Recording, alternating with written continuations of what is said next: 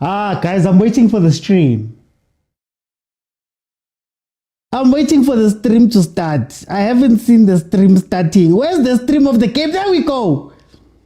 There we go. There we go. There we go. I just want to put it on my TV. There we go. There we go. There we go. Eh? Sibukela ma pre-season game. La Penetrena, sibukela ma pre-season game. Welcome everybody to the Joseph Mokwena. Why am I saying Joseph Mokwena? Welcome. Are we good? Are we good, Sunrise? Welcome everybody to the Overthinking Football Show. My name is Joseph Mokwena. I am your host. New look. Obviously, we've got a little bit of a new look. We will be tracking the game that Kaizer Chiefs is going to be playing with Vitesse. But I still wanted us to have a normal show because we haven't had a normal show in such a very long time. So we are back again. For those who are new to the show is a very interactive show. You are able to jump in. You are able to speak to me. You are able to tell me what you're thinking about whatever we're speaking about, because this show is based off of you. What's going to happen is that there's going to be 4 panels tonight that are going to consist of 5 people, each getting 5 minutes, which means each panel is 25 minutes. And you'll be able to speak to me about what it is that we are speaking about. The normal show is on every Monday, Tuesday, Thursday, and Friday, as well as watch-alongs if Kaizer Chiefs, Orlando Pirates, Banyana Banyana, Kaizer Chiefs, Orlando Pirates, Banyana Banyana, mamelodi Sundowns are in action. We will be watching those games. So welcome everybody. Tonight we're going to be covering 2 topics. We're going to start off the first 30 minutes. We're going to speak about Banyana Banyana, who started off their WAFCON journey last night, having beaten Ghana in their first game. And then of course, after that, we're going to move on to transfers. I want to hear what you guys are saying about the transfers alone, man. The transfers alone. We wanted to analyze Silva. We're watching Silva. The game is on, agent. Guys, please let me know if you can hear me properly.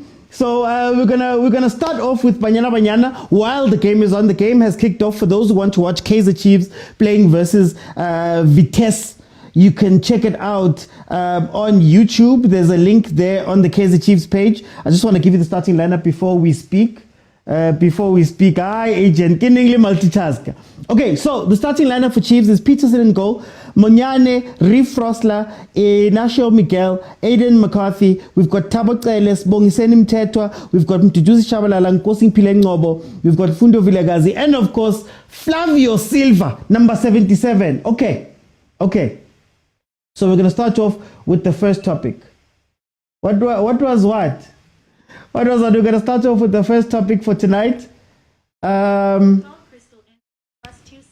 We're going to start off with the first topic for tonight.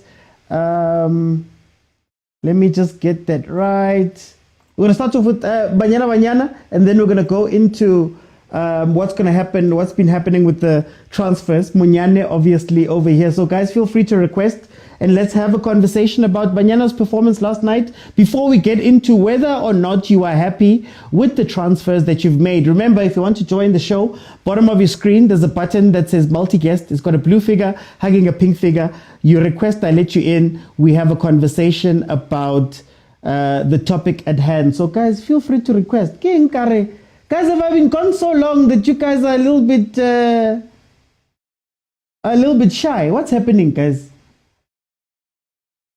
People are shy, or let's keep pre-season.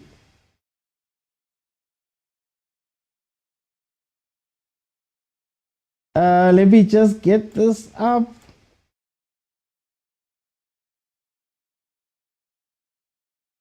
Hi guys, request tang. Let's have a chat.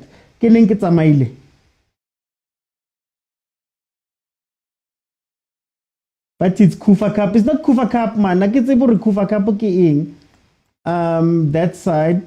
I'm just trying to fix something, guys. Apologies for this.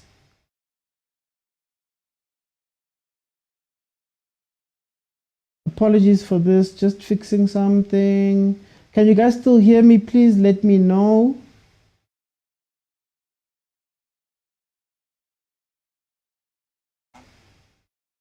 Yeah, man.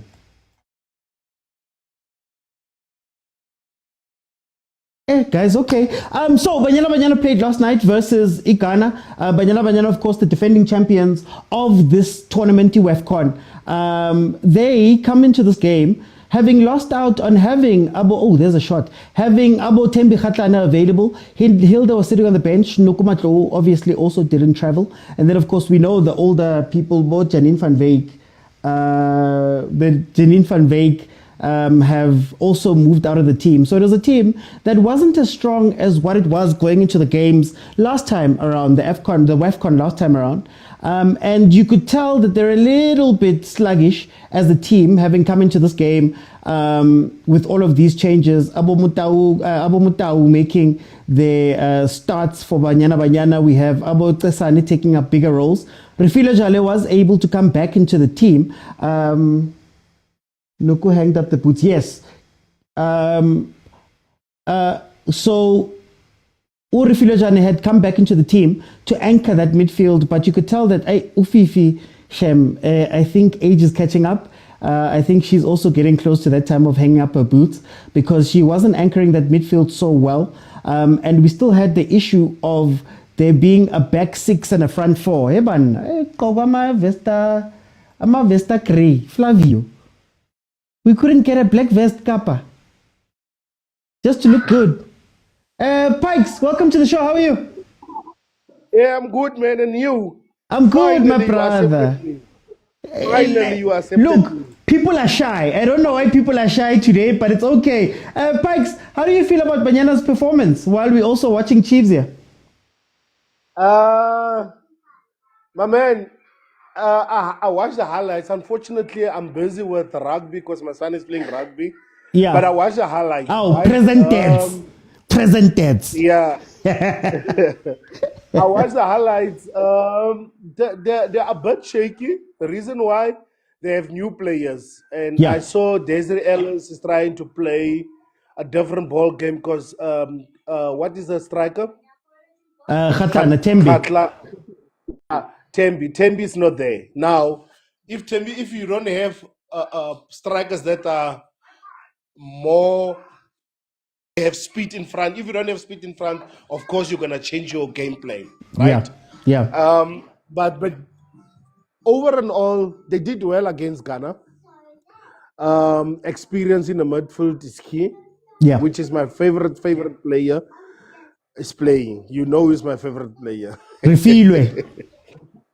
No, Linda. Oh, who? Linda. Okay, Linda. Yeah. She's my favorite player. That one. That one is. I regard her as Dr. Kumalo back then. Is it maybe time for Banyana Banyana to be looking for different players now? Especially knowing that, Abolinda, Refilwe, Jermaine is hanging up her boots, Tembi, they've been there for over 10 years. Is it time for Desiree to be looking elsewhere? Can we still lean on those players? No, there is. No, she's in the right track, but you cannot just drop everyone and, you need to replace slowly but surely, Of course, we need new young players that you're going to take us also for 10 years and all that, So, of course, we need new players, but I think introduce them slowly, but not take a drastic decision and replace everyone. How do you feel about Coach Desiree? Because we saw Ghana making some changes there that caught Banyana Banyana off a little bit in the second half. Ghana looked very strong. We still see her making changes in the 80th minute when we need some changes now, maybe a little bit earlier. How do you feel about Coach Des as the coach of Banyana Banyana? No, you must remember, like I said, you were a bit shaky.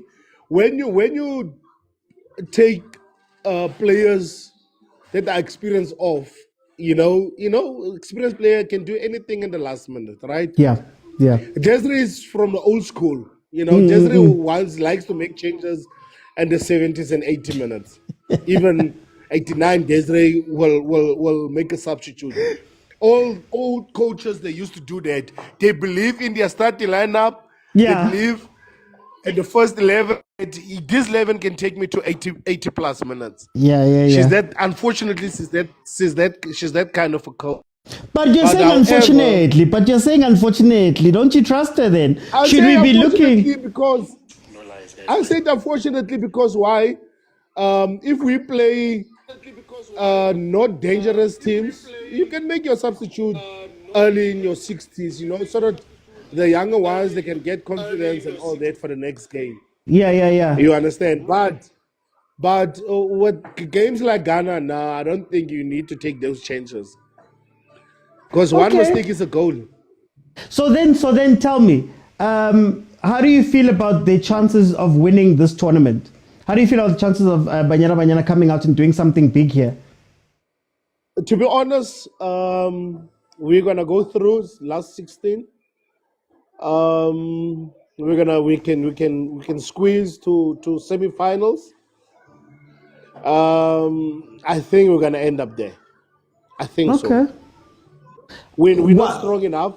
Yeah. We're not strong enough in terms of aggressive when you are taking. We're not strong enough to play that 100 plus minutes. We are not strong enough as yet. What can we do?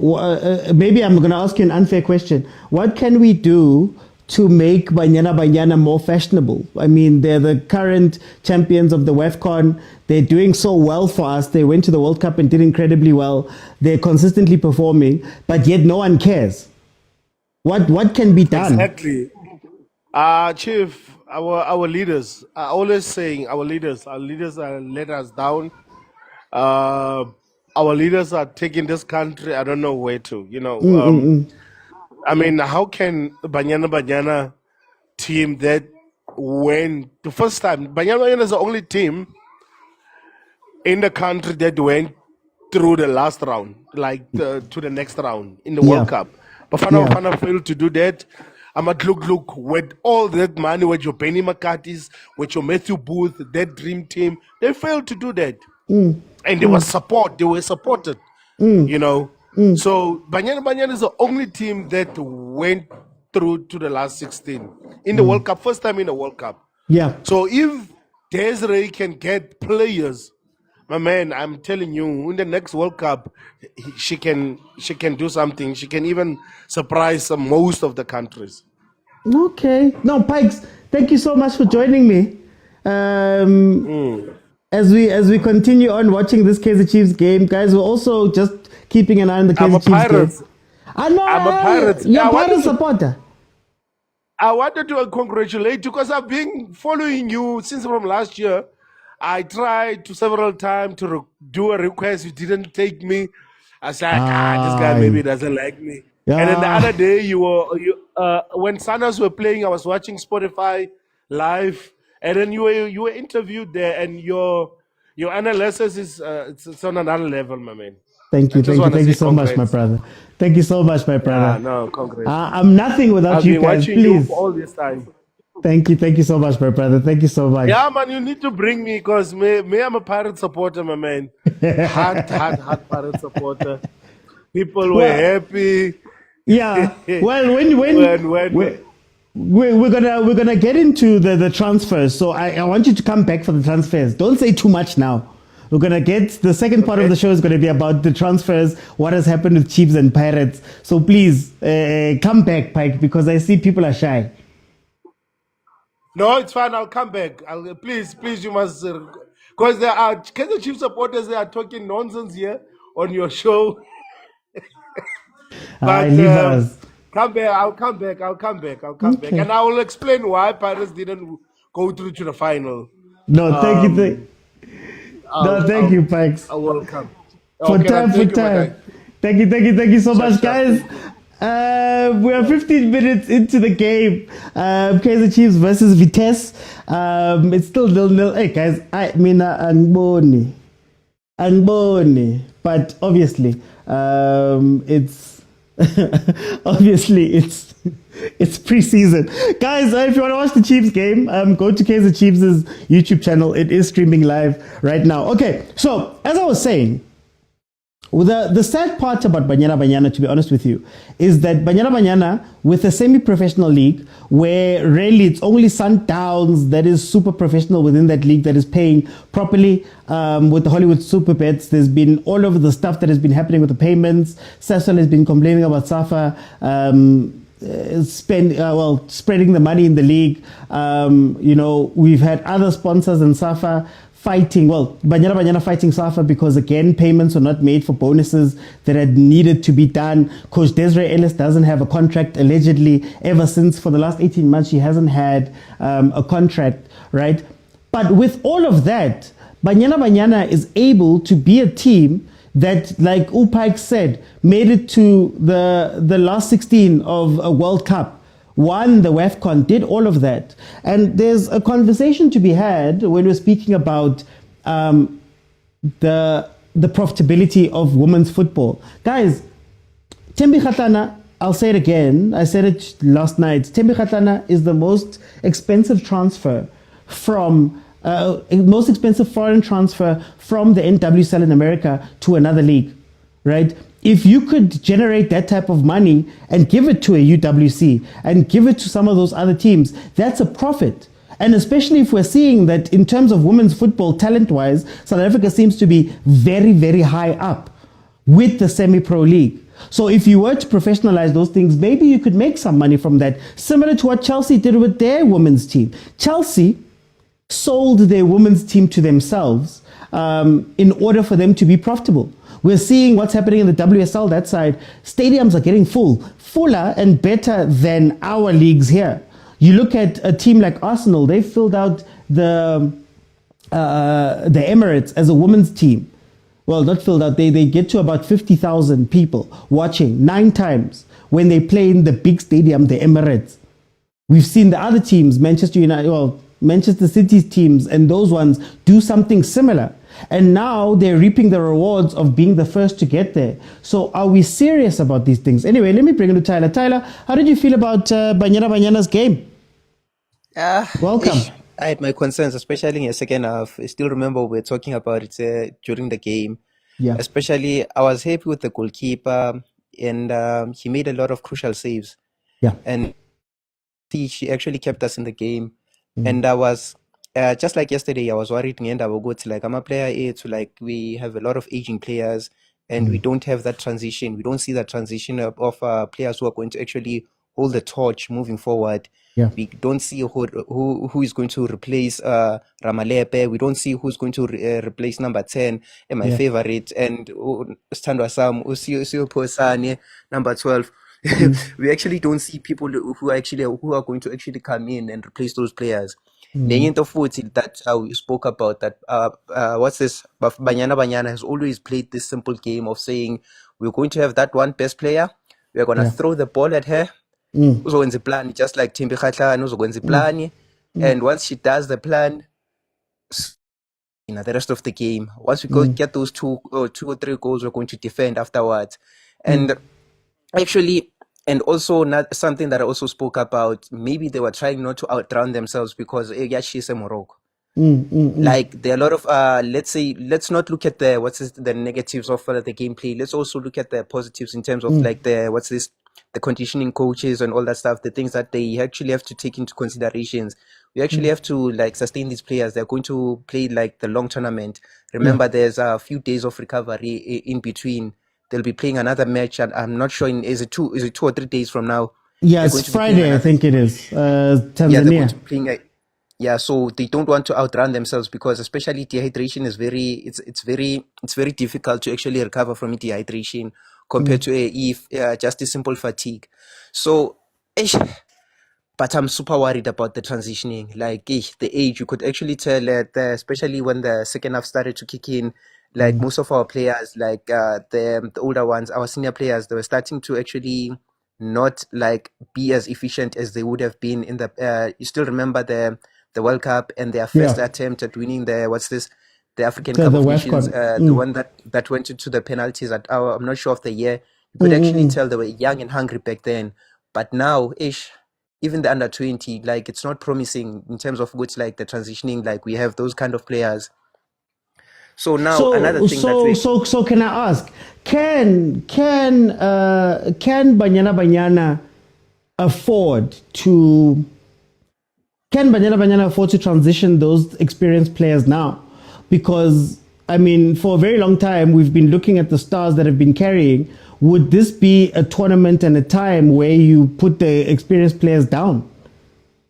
No, it's not. No, Uti, it's not a matter of like putting them down. Like you see the same thing that we spoke about yesterday. Like in terms of like our subs, we've never had, especially with Banyana Banyana, we never had like the subs that you can see. Okay, you are putting in this sub and that sub to actually come in, actually maintain the tempo of the game or actually slow down the tempo of the game. It's a matter of like putting in a substitution who's going to go and defend.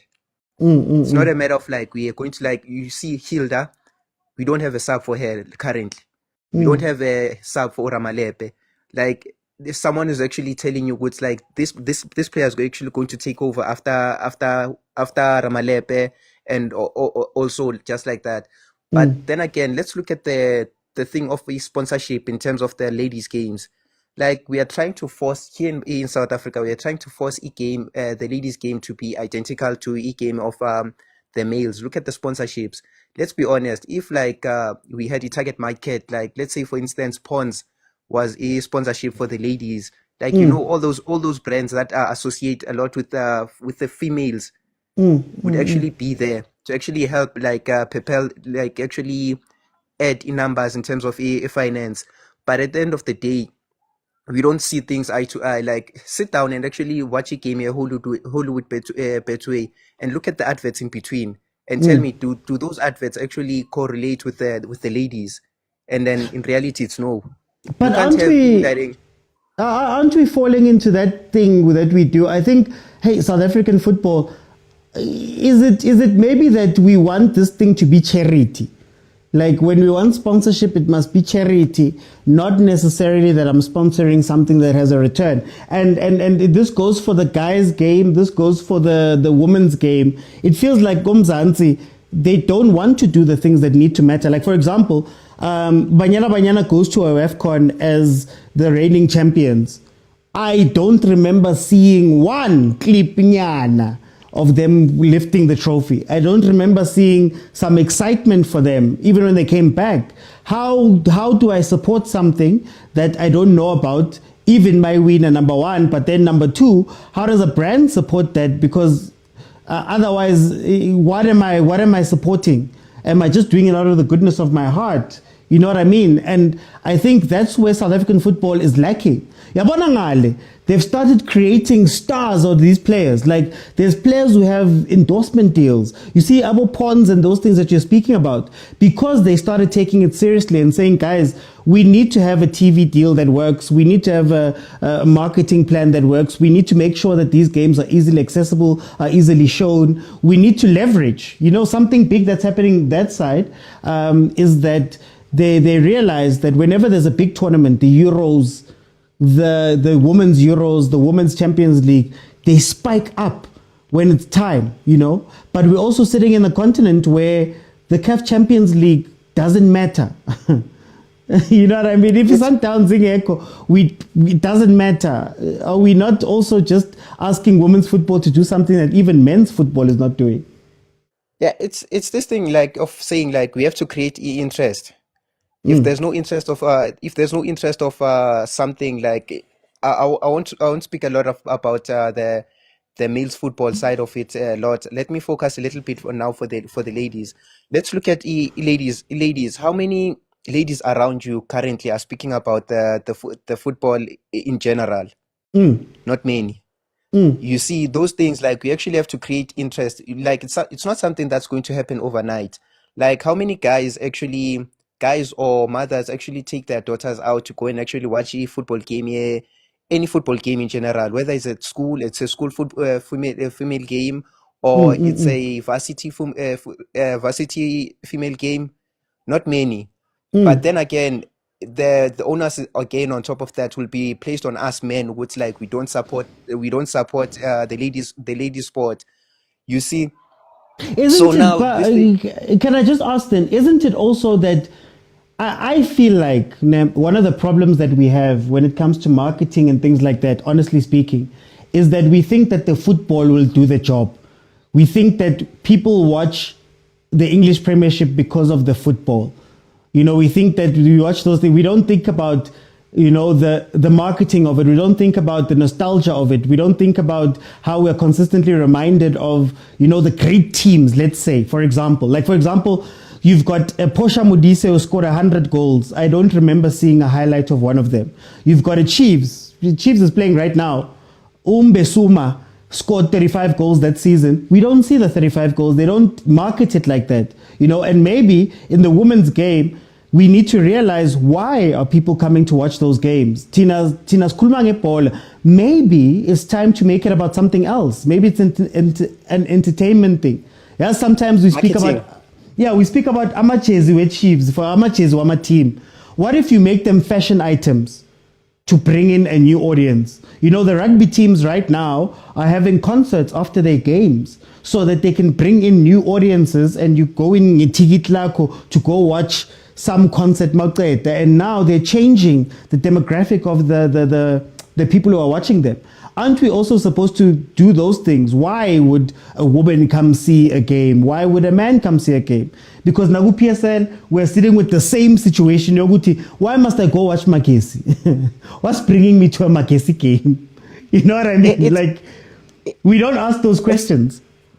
It's the same thing, OT, you still remember, we once spoke about this thing of why is Soweto Derby so big. It's because in terms of they created, it was not created overnight. It's in terms of it was, you still remember during the struggle, apartheid, it was a place of relief for people to actually find something that they associate with. Still remember great townships of Orlando, it was the rivalry, that was built over, you know what, lo now uphuma kwikasi esona lo uphuma kwikasi esona so, and then also having players who are locally from those townships, yamazi banbani ohlala extension banbani udlalela iBhakania. Those things actually create what's this brand identity association, all those things, they take time in order to create, even the PSL to be where it is today. It didn't happen overnight. It's something that we need to we are going to invest. It's let's play the long game of it. Even take your child to go and watch it. I think game. How many girls last time I was in TUT, the time I was watching the ladies game, I would go there and watch the ladies game only to find out I'll be the only guy there in the stand. Amongst the ladies, even the ladies themselves, no ladies would be there. So marketing is something that's lacking as a whole in Africa as a whole. If you can check, even Nigerians in Nigeria as a whole, the country has over 250 million people, but how many people there in Nigeria actually watch the Nigerian football? It's because of marketing that the European have invested heavily in. Even if you can check currently the American movies, how many people actually know more about American movies? It's because of it, I think, marketing, and then we actually have to master the marketing of it. Because at the end of the day, marketing is it's what creates I think something big. Even you can check EPR currently, Yamal, the way he's been pushed and been ran through by people. It's actually that thing. We actually have to master that marketing brand. You have to actually relate with the brand, identify with the brand, association, actual emotion. There's a lot of things that's heavily invested in terms of marketing. For time, I'm going to jump in. I want to bring in Agent. Agent, my brother, welcome to the show. I don't know why you're saying sharp, Tyler. I don't know why you're saying I'm punishing you, guys. It's a preseason game. It's a preseason game. George. Hi, man. No, we want to analyze the game, man. We want to talk about, silver. You want to talk about the patterns of play. Your national team just won last night and Funu Kulbangai. No, you don't want to talk about it. No, you want us to make us choose between talking about bafana, Banyana Banyana, and Chiefs. George. Chiefs versus Vitesse in a game that doesn't matter. Agent. Yes. The country must come on. The country must be first. No, Tajo, you must understand Maslow's hierarchy of needs. We must change it. Agent, I wonder. but I don't think you're going to do justice to those topics, my brother, because there's a lot to talk about, but now you're restricting us. We can pick this game. There's a lot that's gonna happen. We still have tomorrow, we still have Friday. We'll talk about this. We're gonna talk about the transfers. I can Flavio's playing now. The segment where we talk about transfers is going to bang because we're watching him right now. Agent, we must talk about him after. AJ, time. Banyana Banyana. You know I'm bullish about that one. No, I know you're bullish, but you see you're bullying us in the wrong areas. Yes. Banyana Banyana.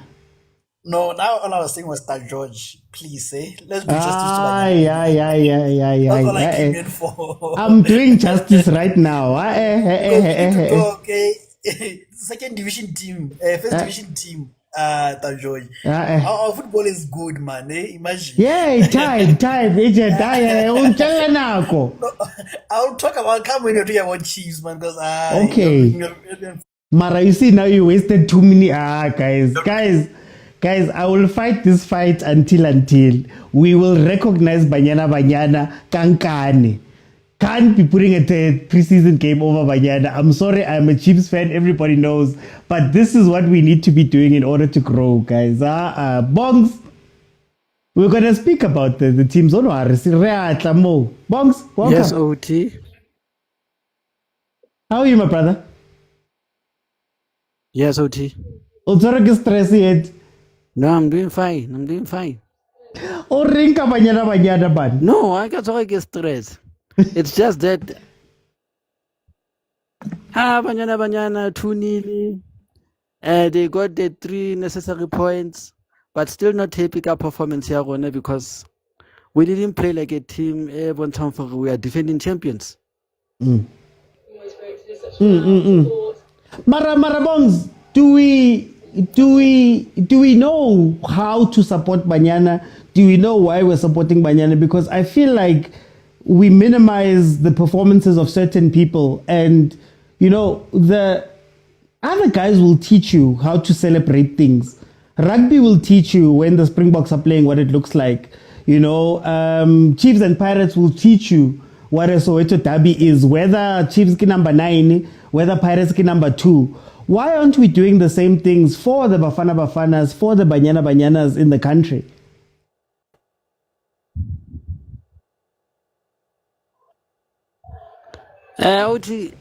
We know why we are supporting Banyana. It's some people who come ka tendency or women's football is not as interesting as men's football.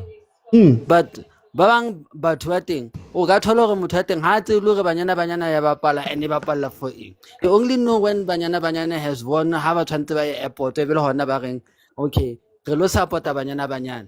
But then where were they when Banyana was starting the tournament? Where were they when Banyana was playing all these qualifiers to qualify for AFCON? But is it okay? To be fair, Mara, is it my job to now wake up one day and go support Banyana, or is it other stakeholders' jobs to make sure that these things are advertised? I mean, right now, we're looking at Kaizer Chiefs versus Vitesse. It's a preseason game, but Kaizer Chiefs has done the work to let us know that these guys are playing at this time. Here's the starting lineup. Here's the this, here's the that. I don't think those things are hard to do. Let's look at SAFA. What is SAFA doing for women's football right now? Are they giving support to women's football? Because remember, Banyana were on strike even before tournament day. They were striking for payments, for better payments. And Lerona, our league, Muna South Africa, it's not even having a good sponsorship where intentional handle. Because when you look at Motsepe Foundation, they patala way more than what the league Hollywood bets patalan, because winning Hollywood bets is just winning 2 million, and you are playing for 2 million, and the others are playing for 5 million. So the ladies are overlooked. They are not even marketed well, because most Yabatu who don't even know Banyana even playing at the moment. So then tell me, there's a lot of leagues that we don't follow, but we know a lot about. So for example, we know about the French league. PSG Conference League. We know about Bayern Munich, but I can imagine that a lot of us here haven't even watched 3 games. Tsako Germany, 3 games, Tsako France. Mara, we get told about Tembele, Bomang, hey, they're hot, they're whatever. What can Africa learn from those things? Africa needs to do more for football, especially in the women's game. Because we're trying to push football more. We're more like Europeans. Because right now, look at Women's Africa Cup of Nations. We only have 12 teams. I would have liked it if in Nenale Boma 16 teams were more competitive. Because it's the same old people badula qualifier, your Zambias, your Morocco, South Africa, Nigeria. They are the only ones who are always there. Botswana ina le ho ba teng recently because inte improve bikinyana in the African game. Yeah, I just want to jump in. Hey, Frostler has just scored an incredible goal. He's just got an incredible goal there. 1-0. Did I give you? Yeah. Will he score that incredible goal during? That's why Kibuta. So Bongs, I want to go back to what we're speaking about now, because I feel like I know we're speaking about the women's game more. Mara in Tswana as the men's game. I mean, I love how we're making it sound as though the women's game fine doesn't have support and stuff. Mara the games are PSL kaofela tsona, it's a full stadium and all of that. Is it just a problem South African football as a whole? Because even Bafana, sometimes I do a watch along of Bafana and people will tell me that they didn't know Bafana was playing, for example. People are more invested in club football than international football, because normally how to about it, they're always talking about Chiefs, Pirates and Sundowns. They never even talk about national teams and what's going on in the national team. Yeah. Okay. So Safa Yona has to do more to push us to like the international games more. First, we start to stop Kosafa. Yeah. Okay. Has to end. So that we can grow our game. For time, I'm going to jump in. We're gonna head into the transfers at 8 o'clock. So I just want to get the last few people in. Okay, guys, it's on the Kaizer Chiefs YouTube channel. It's streaming live on the Kaizer Chiefs YouTube channel. Let me go to Lefati. Lefati, welcome to the show. How are you?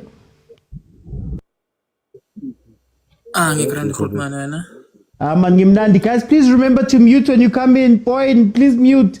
Lefati, uyingena kuphi le ndaba esikhulumayo? No, I actually came in for Chiefs, but to add on what has been said, if I think something that many of you didn't notice, maybe I'm the only one. Noma, I'm one of a few people that have been watching closely how Banyana Banyana played. So especially in the World Cup, they used to play with 1-6 and 2 10s. Yeah. But the coach has changed now. I think in yesterday's game, we saw this Refilwe Jane. He was more of a. She was always a 6, but yesterday we saw Linda. Yeah, I'm going to speak about Linda. She was always in that circle thing in the midfield, where Jane was roaming around, going to collect the ball. So it seemed like they were playing old-fashioned 6, 8, and 10. You know, the 6 was doing all the dirty work. The number 8 is always the one that is controlling the tempo and everything, box to box or something like that. And then the number 10 is always up in front. So another thing that makes it seem like Banyana Banyana, they were not as good yesterday. I think there's Thomas, they're trying a new system. Okay. And it's unfortunate that they're trying a new system when the experienced players have left. I'm talking about Bo, the defender. He's Bochanin Bonoko.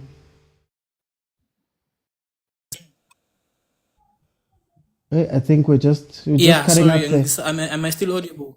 Yeah, you're still audible. Am I still audible? Okay. Yeah, it's a pity to the coach is trying a new system, but with the old players having been gone, because in this system with because we saw in yesterday's game again, Jermaine was the sole striker. Whereas if you think about it, back in the World Cup, I think they were playing 2 9s with Jermaine being more on the side and being the sole, but they were like pairing up, being doubled. In yesterday's game, Sipesen was just sold there up front. So I can forgive these girls for I know they're the defending champions. I know they should play like defending champions, but they are trying a new system with new players, which I think it will work in the future. But can I ask you, are we trying the new system because we're trying new systems? Or are we trying the new systems because we find ourselves in a situation where we are forced to play the new system? So Tembayeko, Abo Nukubaya Hamba. Now it's not that maybe Coach Desiree would have played this game in J, but it's one of those situations where she's just like, hey guys, I have to do something here. And if you are doing that, is there enough thought put into Banyana Banyana for that, or are we just waiting for the next injury to happen or the next retirement to happen for us to be forced to take the next step? Should we be taking it ourselves? To me, I think the team is evolving, man. Like I don't think it's a good thing. No, it's a right thing to play the same system for maybe 10 years. I think so. As there are new players coming in, so that means there's new personnel. There's new maybe characters in the team. There's new abilities, because now we can't all have the same qualities. I mean the players that are here now, I don't think they have the same qualities than the players that were there maybe 5 or 6 years ago. So with that, I think what makes a good coach is realizing the abilities of your players and then try and evolve and try and change the system into what I think will fit these girls. I personally think the system would work, especially with having a solid back four. I think the goalkeeper and the 3 defenders that were playing yesterday were from Sundowns. So it's a bit easier to the continuity ngasho ukuthi khona lapho. So I don't think it's a matter of Motembe have retired or whatsoever. I think it's a matter of evolving new players, new personnel, new abilities. Very quickly before I move on, can Coach Des evolve, or should we be seeing Bocoach Dunga, Bocoach Tina coming in and taking helm of Banyana Banyana? I know they're assistants. I know they're there, but is it time to let go? It's a tricky question. I mean, she has done a lot for South African football, but for now, No, for now, I think she can stick around, man. If they can help her grow too, but now I think they want to get into that control. But for now, for me now, I will keep the current coach for now. Okay. Let me bring in Point, welcome. OC. How are you, my brother? I'm audible. You're audible, my brother. I'm fine. How are you? I'm good. Where do you want to jump in on this? Well, I'm not gonna an expert, yeah, because I feel like I'm a casual fan. When it comes to Banyana, I'm really patriotic. I can say that, yeah. And I did watch the game as well, like 90 minutes long, and I don't know where to start. I think what Lefaster said about evolving, I think I saw it firsthand. It was okay. It's a different team, so it's not gonna have the same qualities, but see, I felt like okay, Utembi was kind of missed, in that role, finisher, because I feel like we needed someone who took the chances and actually finish them, but I felt like we missed that, Sinji. But it's a tournament, you take the chances and then you converse and then you move on.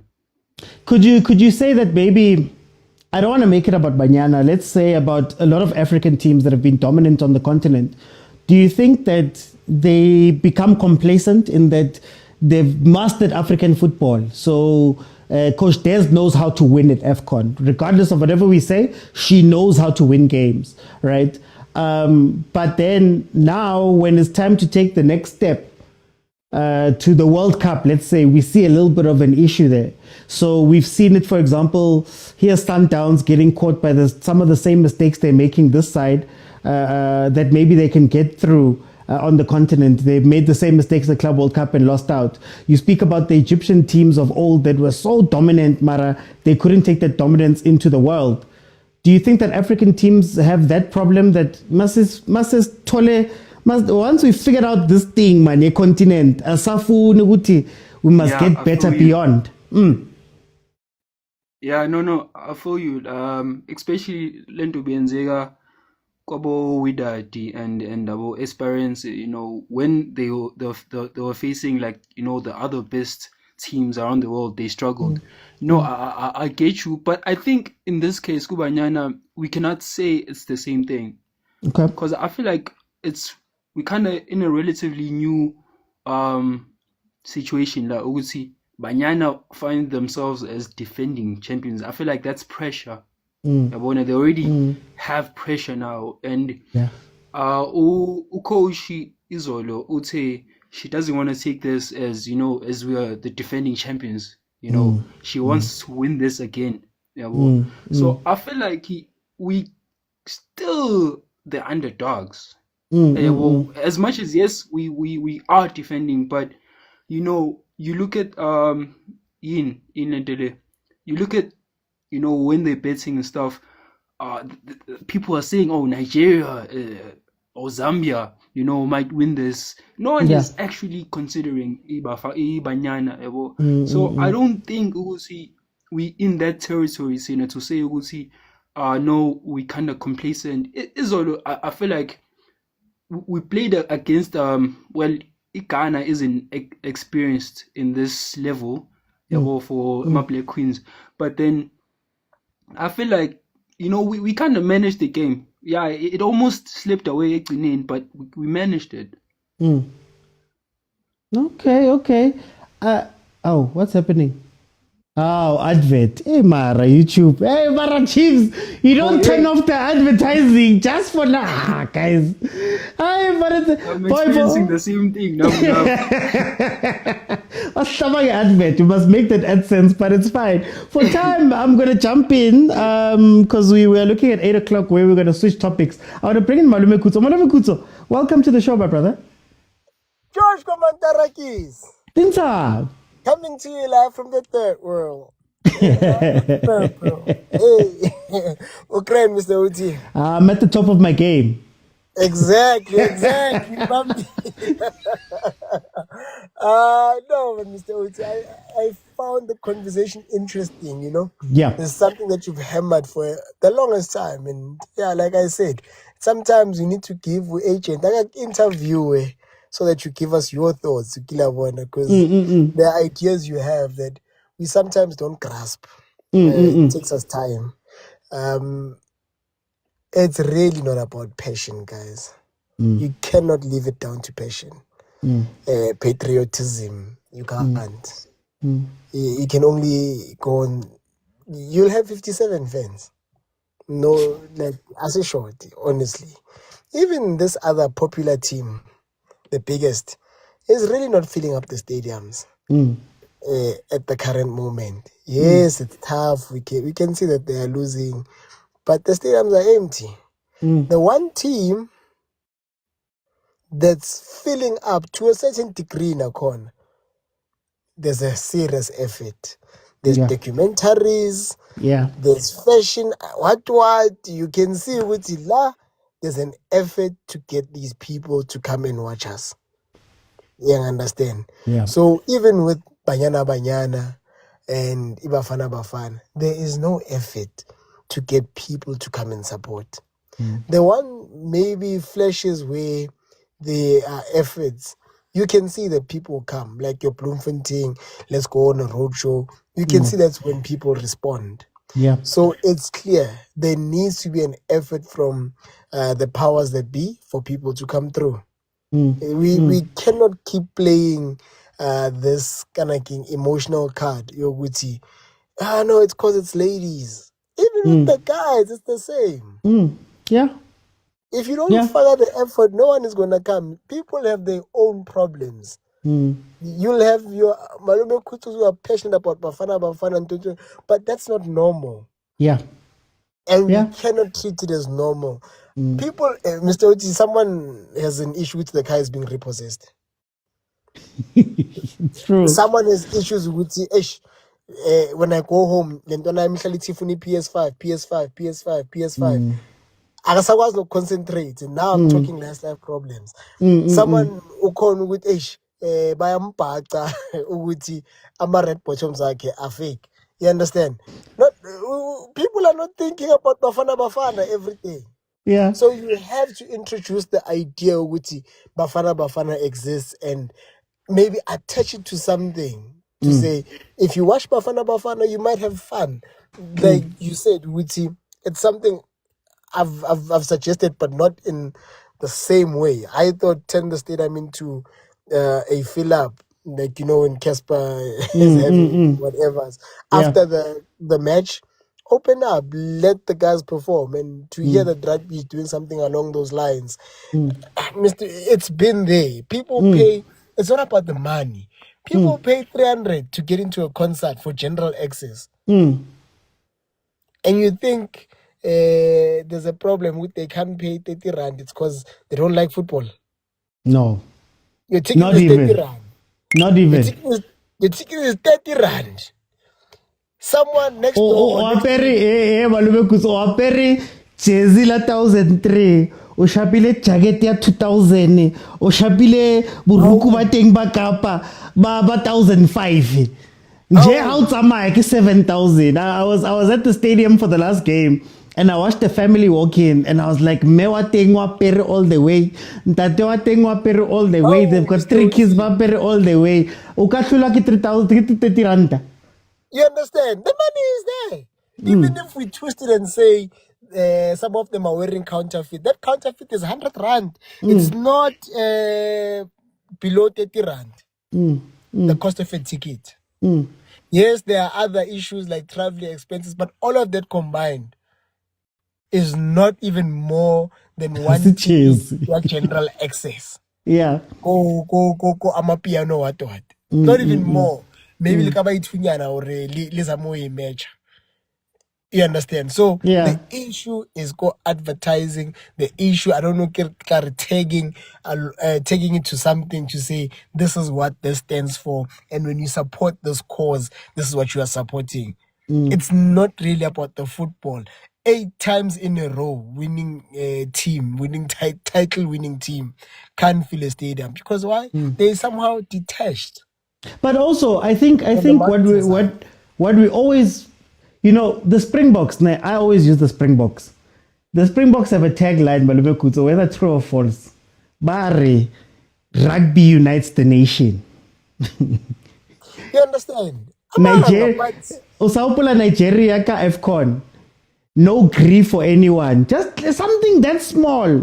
And we saw the Nigerians who were jumping into the comments that it united them under something. Like even small things like that. I feel like sometimes we don't know what it means.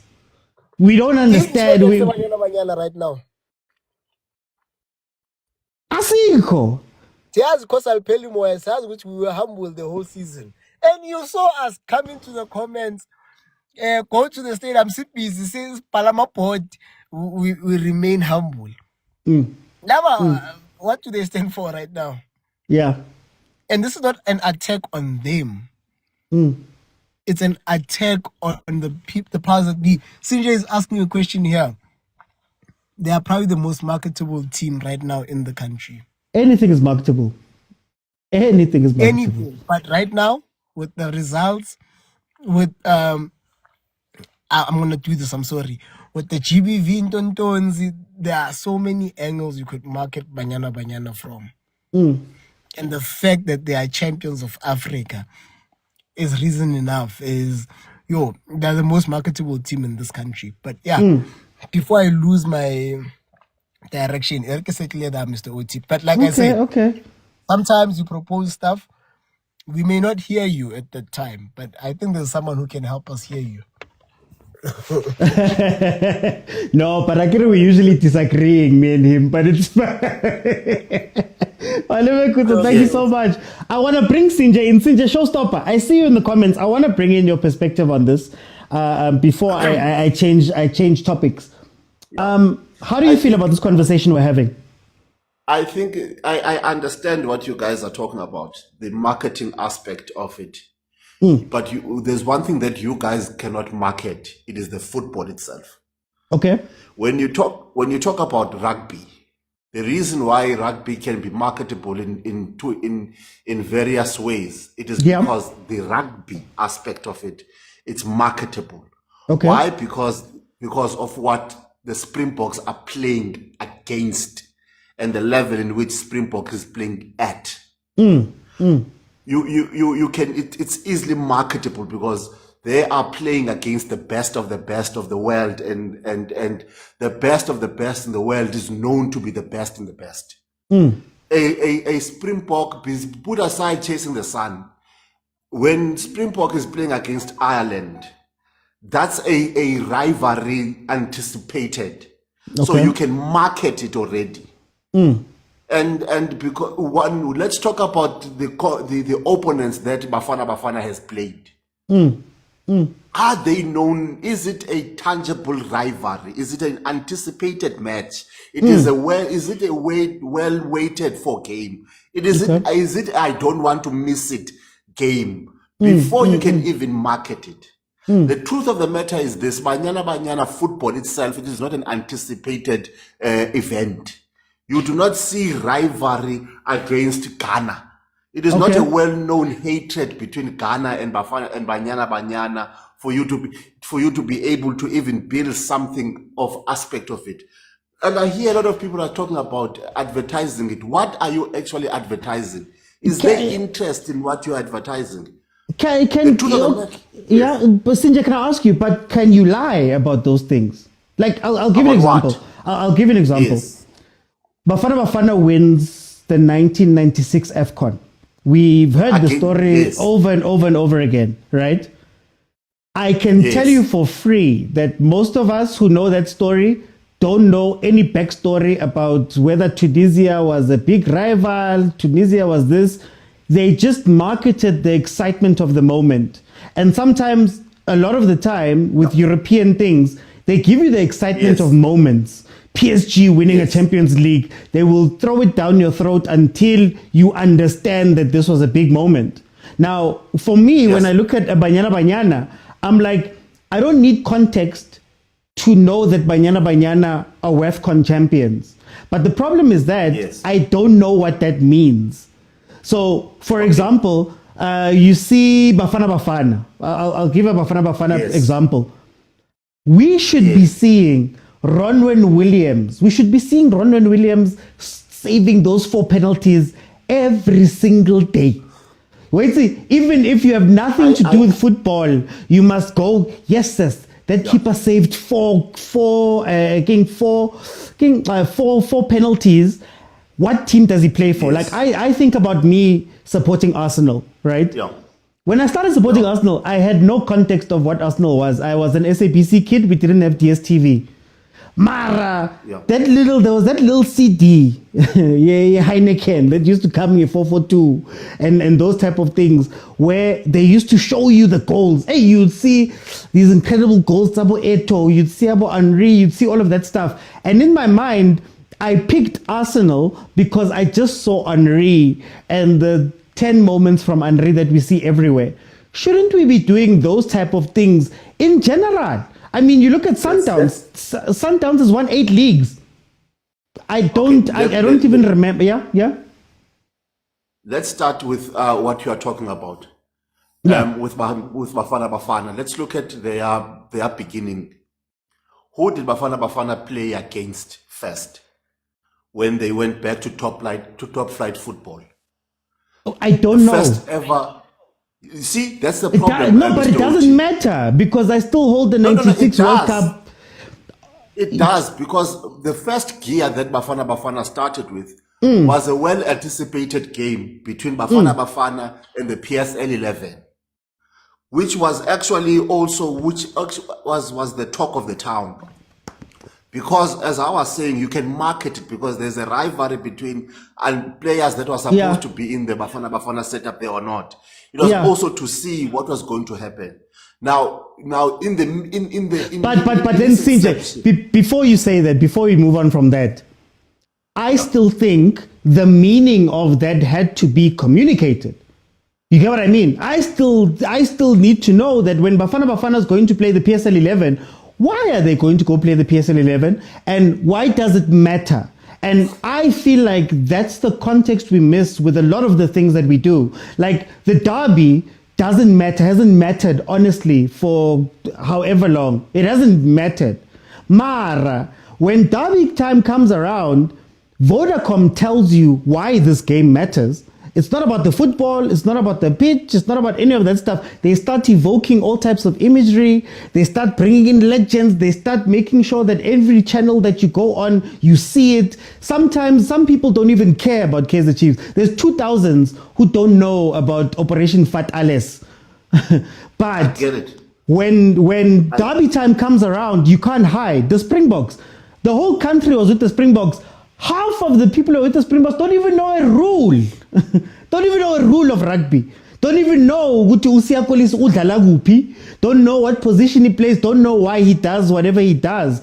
But the narrative has been sold to us that this is important. Where now you have I've got no idea about Irish rugby.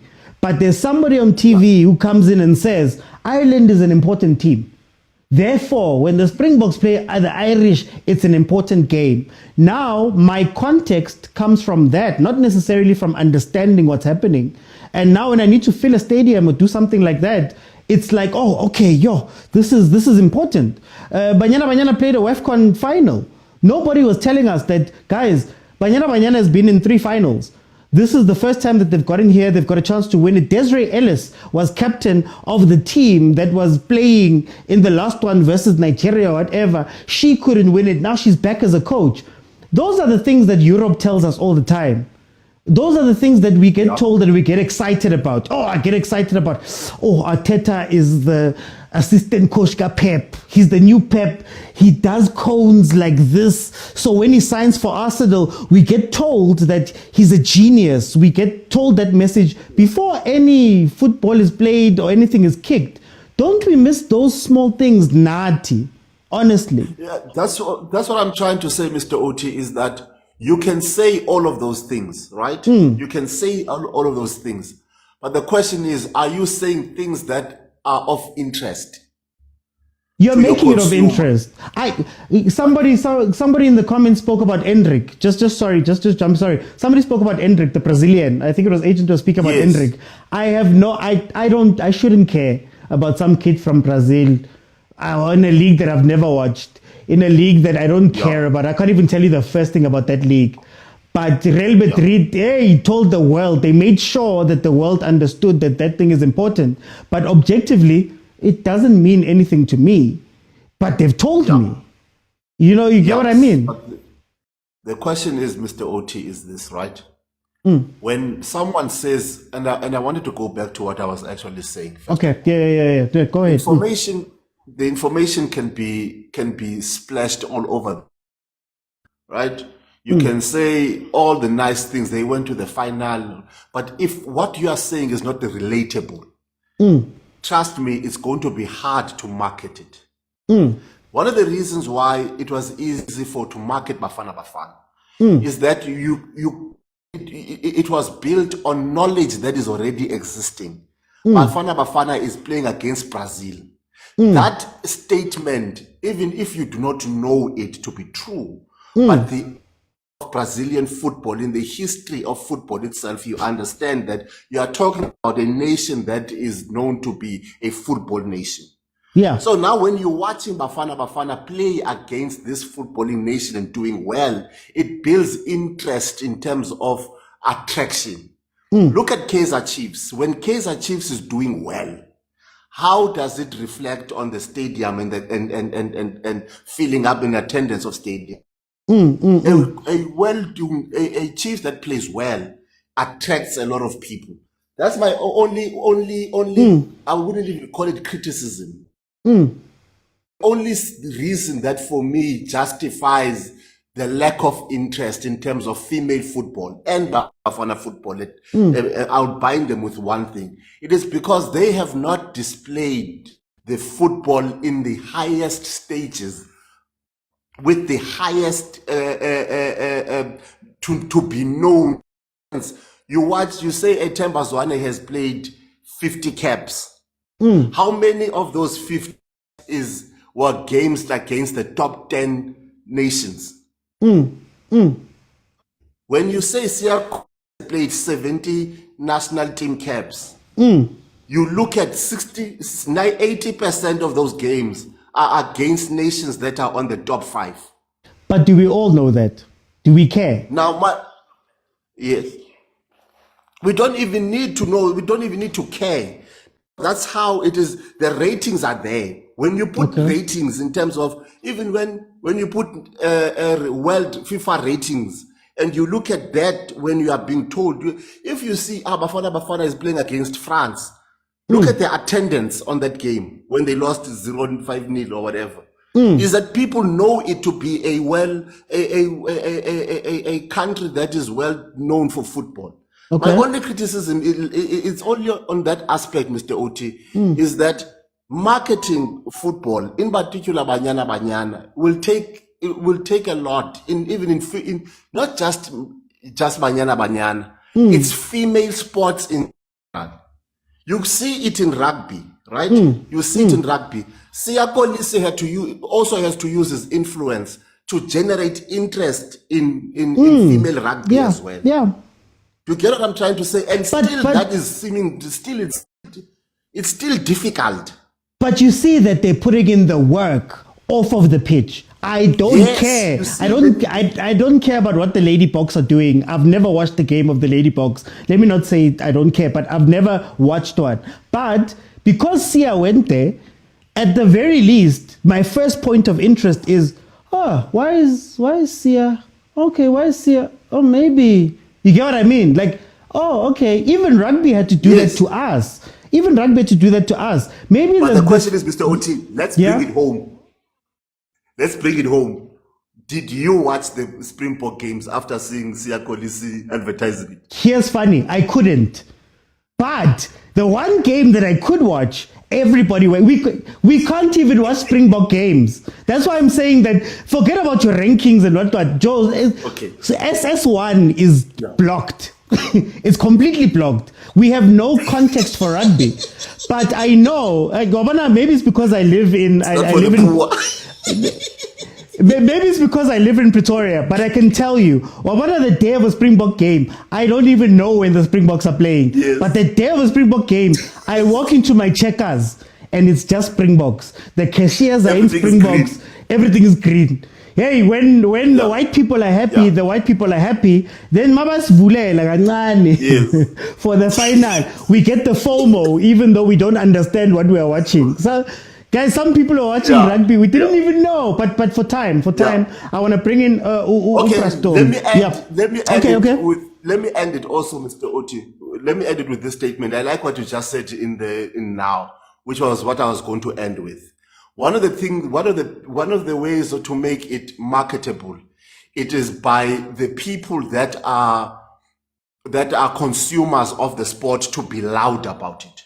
And I think we, as the consumers probably of female football, we are not as loud as rugby consumers are. We are not in your face as we don't make people that are not in the vibe of it feel left out. Maybe that's also one of the reasons that makes the numbers to drop a bit. But anyway, Mr. Oti, let me end by saying Kaizer Chiefs is the first South African team to actually lead the first half in 2025 July. Tamaya. And I just want to make a point before I bring in Prastomi. Guys, remember when I said to you, maybe the PSL should be looking to YouTube for their next deal. On goal. Maybe they should be looking to YouTube. 146,000 people apparently are watching this game right now. Can you imagine what that... Anyway, we'll have that discussion. Prastomi? Hola, OT. How are you, Preston? I'm good, Brian. How are you? Man, I'm okay. Preston, where do you sit with this, man? What a very interesting topic, OT, you brought. OT, before Nenze, I make my submission. I want to lay a basis that will come with questions as E2. Okay. One, is it South African football based side Lamandomas and women? Is it more promotable? Okay, do we see more promotion of it? Secondly, how was the promotion of women AFCON? Because before bafana, because we need to talk about the promotion of these tournaments, how the input they are making in order to make sure that zifumana more audience and abantu who are watching the games up. We need to start there. Thirdly, who is the defending champion here AFCON? Banyana Banyana. Banyana Banyana. So it goes back to say, if promotion and a marketing strategy is failing the women football. For the fact that Uti as a defending champion, we don't see anything actually about Nihamba Ganjani. How is the build up? See it to stations, TV stations, what you call adverts, sibone promotion esizibona companies as far as mhlambe Coca-Cola, and if mhlambe le WAFCON is sponsored by, let's say is sponsored by Heineken, supposed to siyazibona ezo zinto, the people who are supporting and sponsoring it tournament itself. But you can what is surprising when now we only saw when they were showing us in AFCON. Meaning when they were showing us them striking. Yeah, so meaning build up a promotion, a women football is totally lacking. At some point when OT, and I will be honest, very friendly with you, it needs to start in the position of Team Z2, because Sundowns already has a women team. Pirates and Kaizer Chiefs, they need to do more, bruh. Zibe khona as women football teams zazo, so that loo nto izasinika more encouraged yoba siyobukela amantombazana estadium. Unayo ipicture ye-derby ye-Chiefs ne-Pirates amantombazana, amadoda ayogcwasa istadium, fill up bengu-90 like iDDC, for example. Yeah, like iDDC. So such things when OT are very much needed in order the women football to grow. One thing I want to tell you, and I will be honest with side when watching football, more especially what and attractor as a Europe. As a result in the Euro, what it irritates me, we African women football. OT every 1 minute the ball is outside the pitch. Every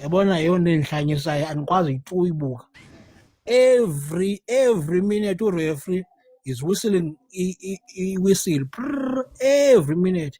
So lento iyayibulala immorality nenansi that I have, because ndinomdla yoba sibakhulisa abantwana, sibasupport, sibabukele. But ndisathi ndisabukele uthi benibukele iNigeria, man, ndabhorwa into yoba ibhola always outside, always when it throw is more than.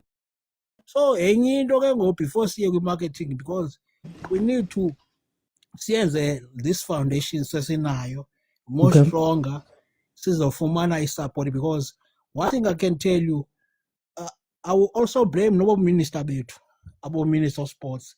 They are aware Banyana Banyana, they will be playing WAFCON and they are the defending champions. There's in the farmer simbona as us. Banyana Banyana, I insist, but Fridays, let us wear yellow way to support the girls. Let us wear is CAF South Africa to support the girls, so that the hype bayidingayo abantwana bazoyifumana, because one thing we're good at, usibona sengathi we become one kudlala iSpringbok. We like the validation of white people. Apho bakhoyo sifuna ubonakala. So that as numbers, when they are celebrating, let's celebrate. But I was watching the Springboks. Because what I've noticed, let's cut Rugby World Cup. I've noticed abantu abaninzi ngenxa ye numbers and the hype and the happiness as was Springboks. Abantu would sacrifice, go and watch Springbok. Umntu noba i-drop ball xa kutheni, ayazi xa i-overturn noba yintoni. But into eyenzekayo, they go there and support i-national team yabo. So le national team ye-women's team yethu isanida more work. Ndiyambona uSafa yena ngefailure yakhe, and there's nothing we can change about them until kude kutshintshe kubekho a new president, so that kubekho abantu abazo-understand the mandate in order to build this national team. OT, I don't mind watching USA playing Spain, World Cup. I don't mind watching Spain playing Portugal, Euro. I don't mind watching playing Poland. They can play football, because I know even in Landela guy, they can give a run for the Ubukele football that is enticing and very entertaining. Now, the build-up with Banyana Banyana, you'll find out for very much longer and years, we've been on the similar same names, Zabantu, because it is lacking. And the only time you can pick up players, you will pick up players with Sundowns, with UW. Then go, if Genzek, with J Van Veke, then you're Tata Banbadala outside the country. Ebonba how is lacking. That is why in City. Kaizer Chiefs, the Orlando Pirates, I would like them as national, as women's football teams in order to grow the women football. For time, I'm going to jump in. I want to go. Score update is 53 minutes in. It's 1-1. Kaizer Chiefs versus Vitesse. Agent. Yeah. Mr. Oti, what is marketing? At the basic, it's a repetition of a message. What? Sorry? To do what? In order for you to bring, you can make it different ways, to sell a product, to bring awareness, to do all of those things. To bring visibility. We want visibility, at the bare minimum. Yeah. And as you guys say in your world, there's no such thing as bad publicity. I don't think we should be hypocritical or hypocrites in this kind of cases, right? A lady can go to a stadium to go and watch Neymar. Just Neymar. Not because he knows football, or not, just because he's a good-looking person. Yeah. Yesterday, people wanted Donny. Besides you, most people, what did they want Donny? It should never be seen as a bad thing to superpower. Right? I think the problem right now that we're facing is we want to market, we want to make women visible in the manner we should make men visible. There are two different species. We can't make them visible the same way. Okay. Right? Right now, is there crop top for Banyana Banyana? Is there a legging for Banyana Banyana? Right? Who is the most famous man who likes ladies? But king of squads, whatever, if he's still famous. Why is he not doing squads with those ladies? Just a session, like you always say. the truth doesn't matter. No, and people, and just to jump in, people think that's stupid. Yeah. You know, I just to give you an example, I'll tell you a funny story. Kaizer Chiefs in their history. Yeah. I think it was in the 70s, right, when they just started. Amongst the marketing things that they were doing, and it's going to sound crude, I'm sorry, but one of the things that they were doing was that they'd have a Kaizer Chiefs truck that was outside. And it would be an entrance from the top, and they'd have a woman dressed a certain way. Mm-hmm. And that fueled sales for the day. Kits were being sold, people were being paid from that, right? I always ask the question, do you know who you're marketing to and why you are marketing to them? That's I think the question that you're asking here is that what makes it that I want to go watch this thing as a man, as a woman, even our own league? What makes it that makes us want to go watch those things, for example? Exactly. You know, like you make Udonli, for example. What are you marketing? You want to make the team visible. That's why I started with what definition of marketing, CLJ? What are you making visible? You know, you want to make Banyana Banyana visible. You make a person like Dondli, your face. It doesn't mean he's the best player in the squad. Doesn't mean pressure. You're bringing visibility, and he's one person gonna bring. You know, and again, I come back to the point that I was trying to make. That in fact, Banyana Banyana should have more sponsors than Bafana Bafana. Okay.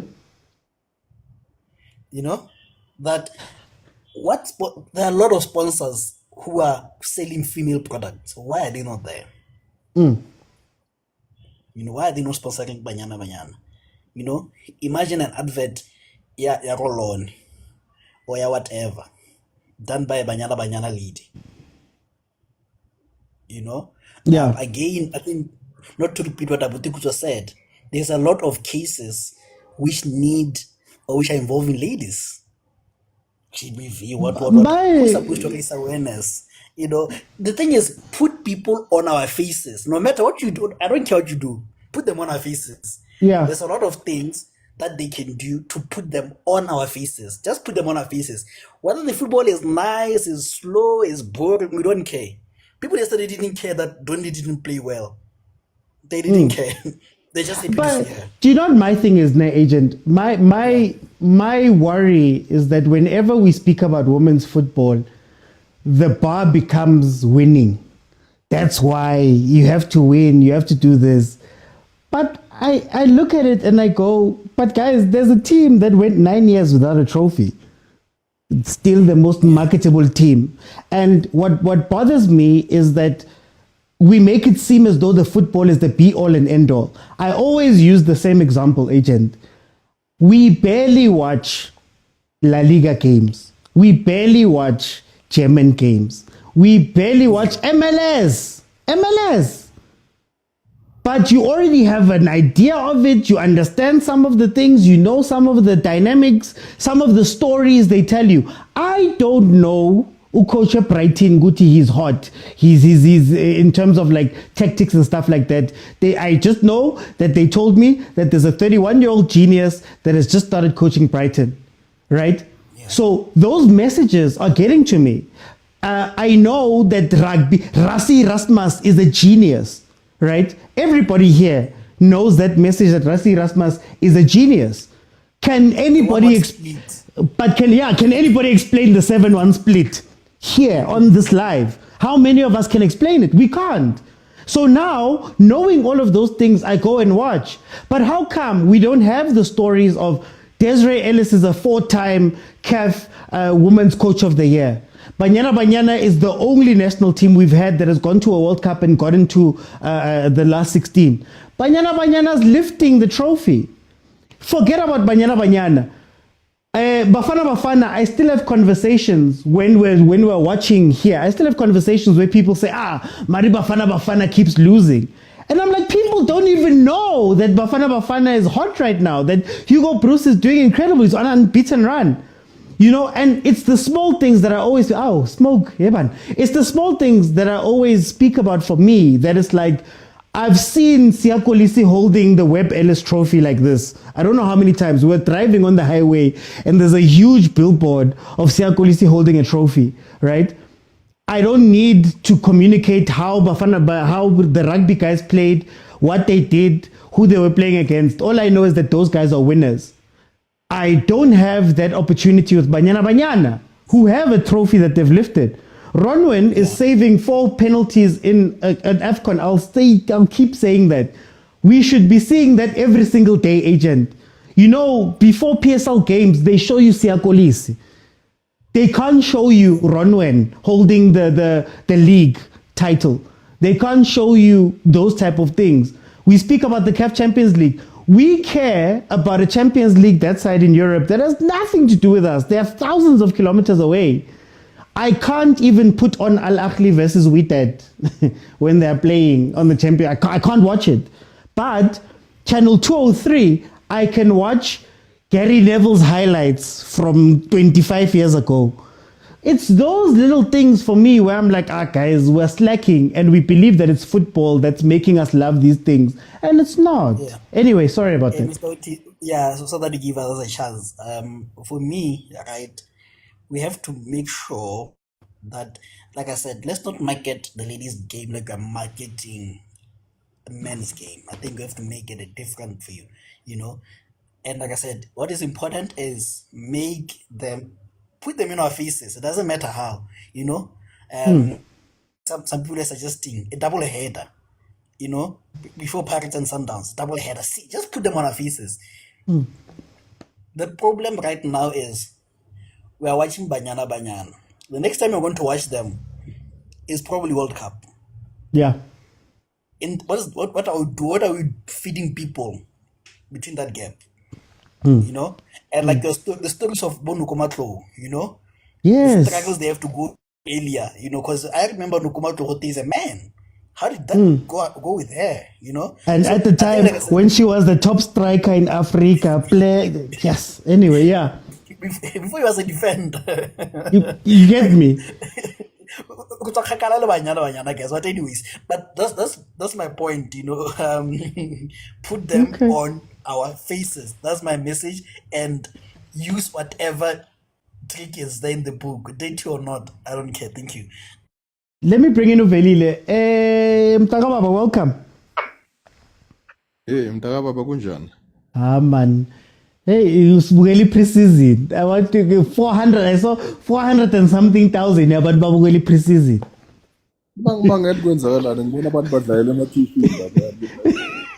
Ngibona imoto lapha. Ngibona imoto ziyandlula ngale. Abanye bayajima ngale ngamabheki. Kudlala iChiefs ba anyway. Ngibona amakhehla nezalukazi zasemakhishini lapha yana zibile nje zibulo yazi lepheshe vele ubukele izalukazi yesikhaleni.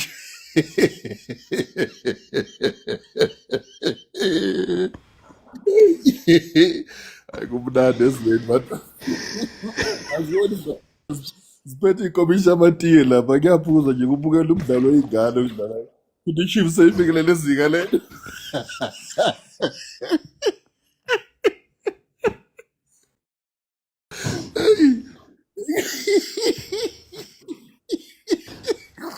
Man, the stadium siyafana ne-old Peter Mokaba how. Yabona mawubukela umesha uphethe komisheti. Amakomisheti angachitheki kwazi lawo mesha ayikho into eniyibukele. Noma sijwayele ukuthi egamini kumele kuchitheke yonke into.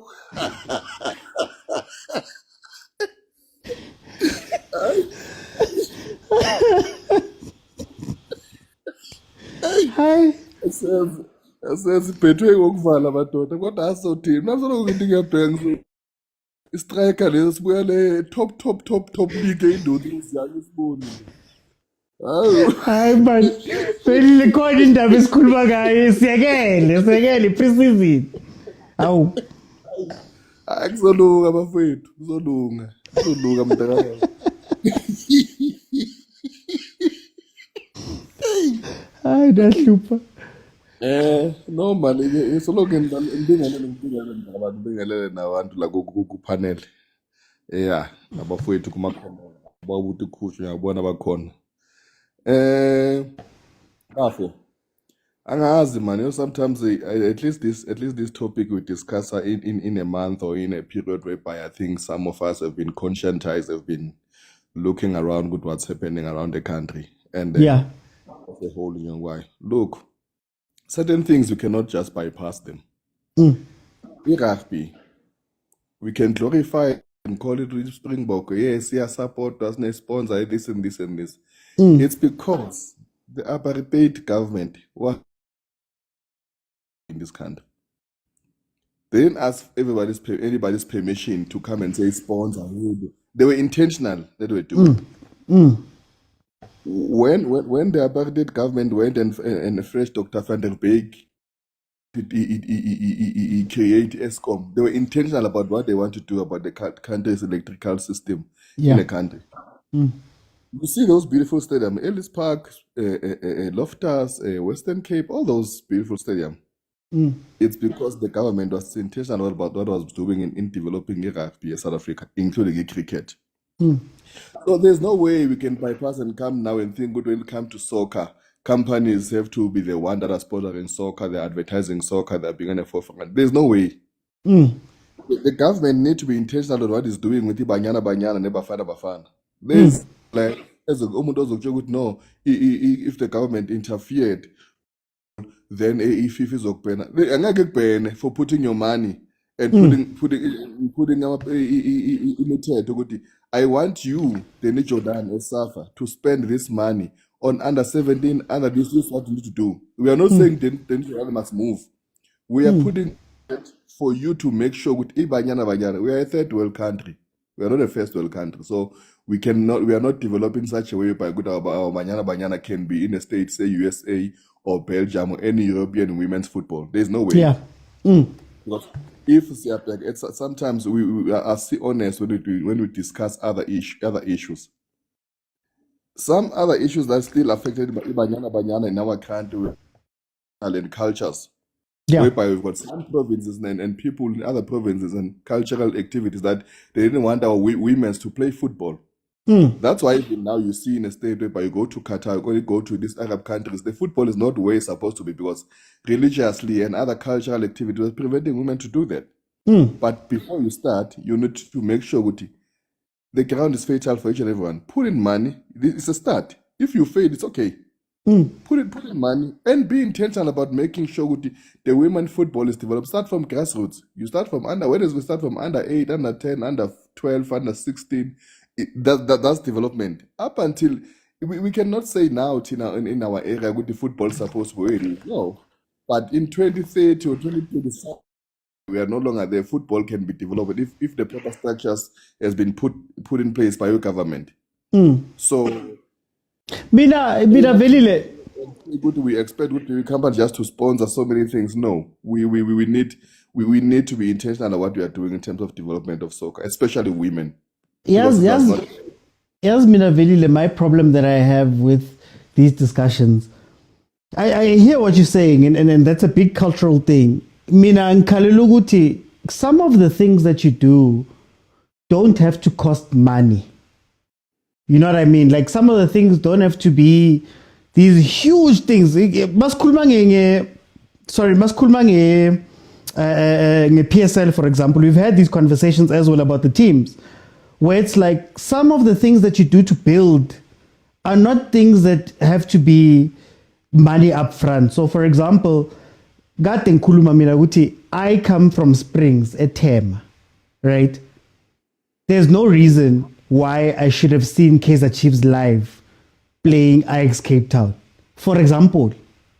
But that gives you some of the work that is done to say, no, masbatate singene in the middle of nowhere and teach them how to love these teams.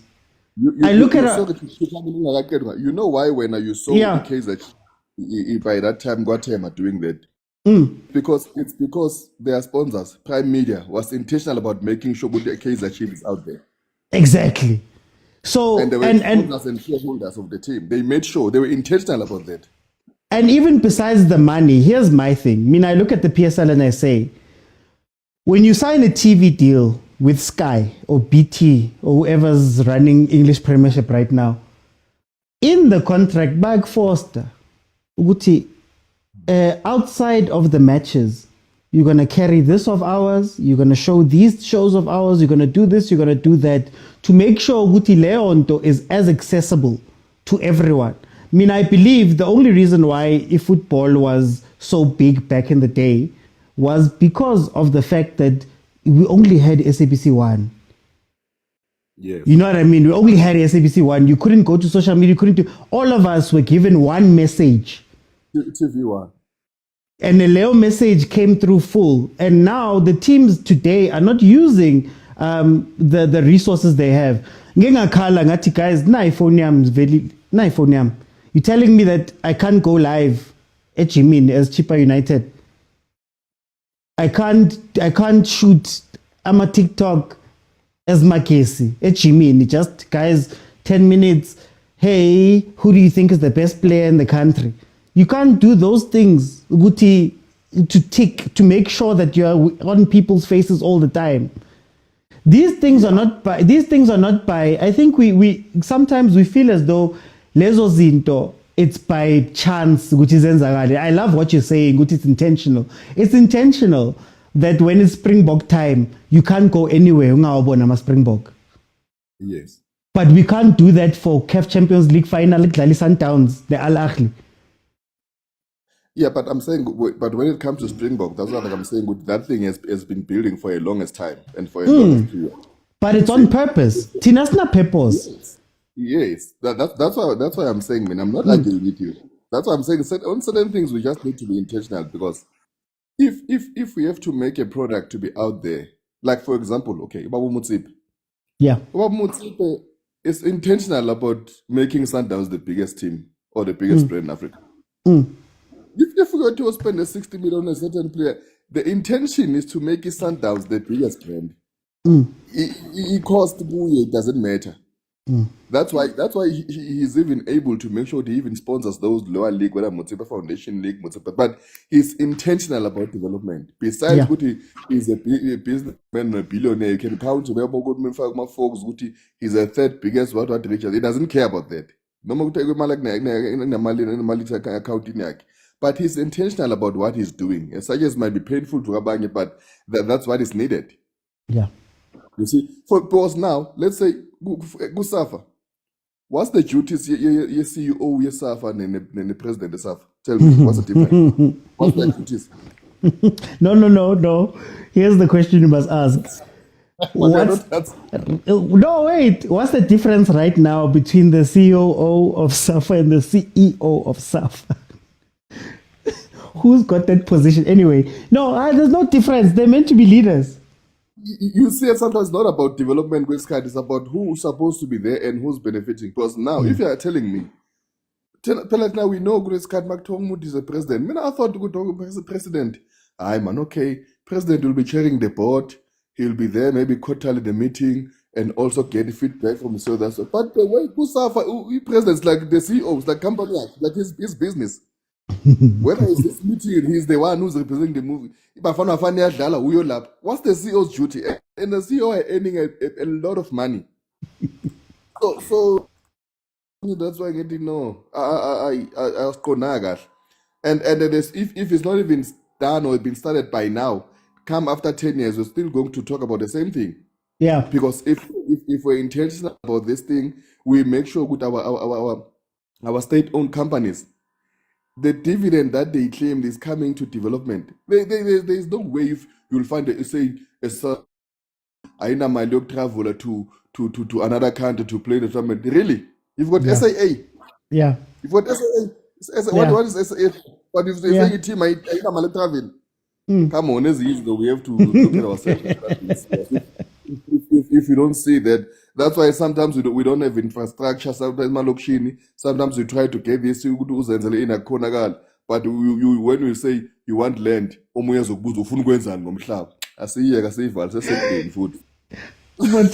time over a champion. I wasn't expecting to have this conversation, but for time over a champion. Update: Kaizer Chiefs is losing 2-1 to Vitesse. Hayibo baba. Namanje usasaqasubele lokudliwa kwaKaizer. Hayi ngeke baba kuzomele uye kwi-support case. Angibanga. Cha phela ngithi baba kuzomele uye kwi-support case. Bengizokucasula kanjena. Let me bring in Wesh. Wesh, welcome to the show.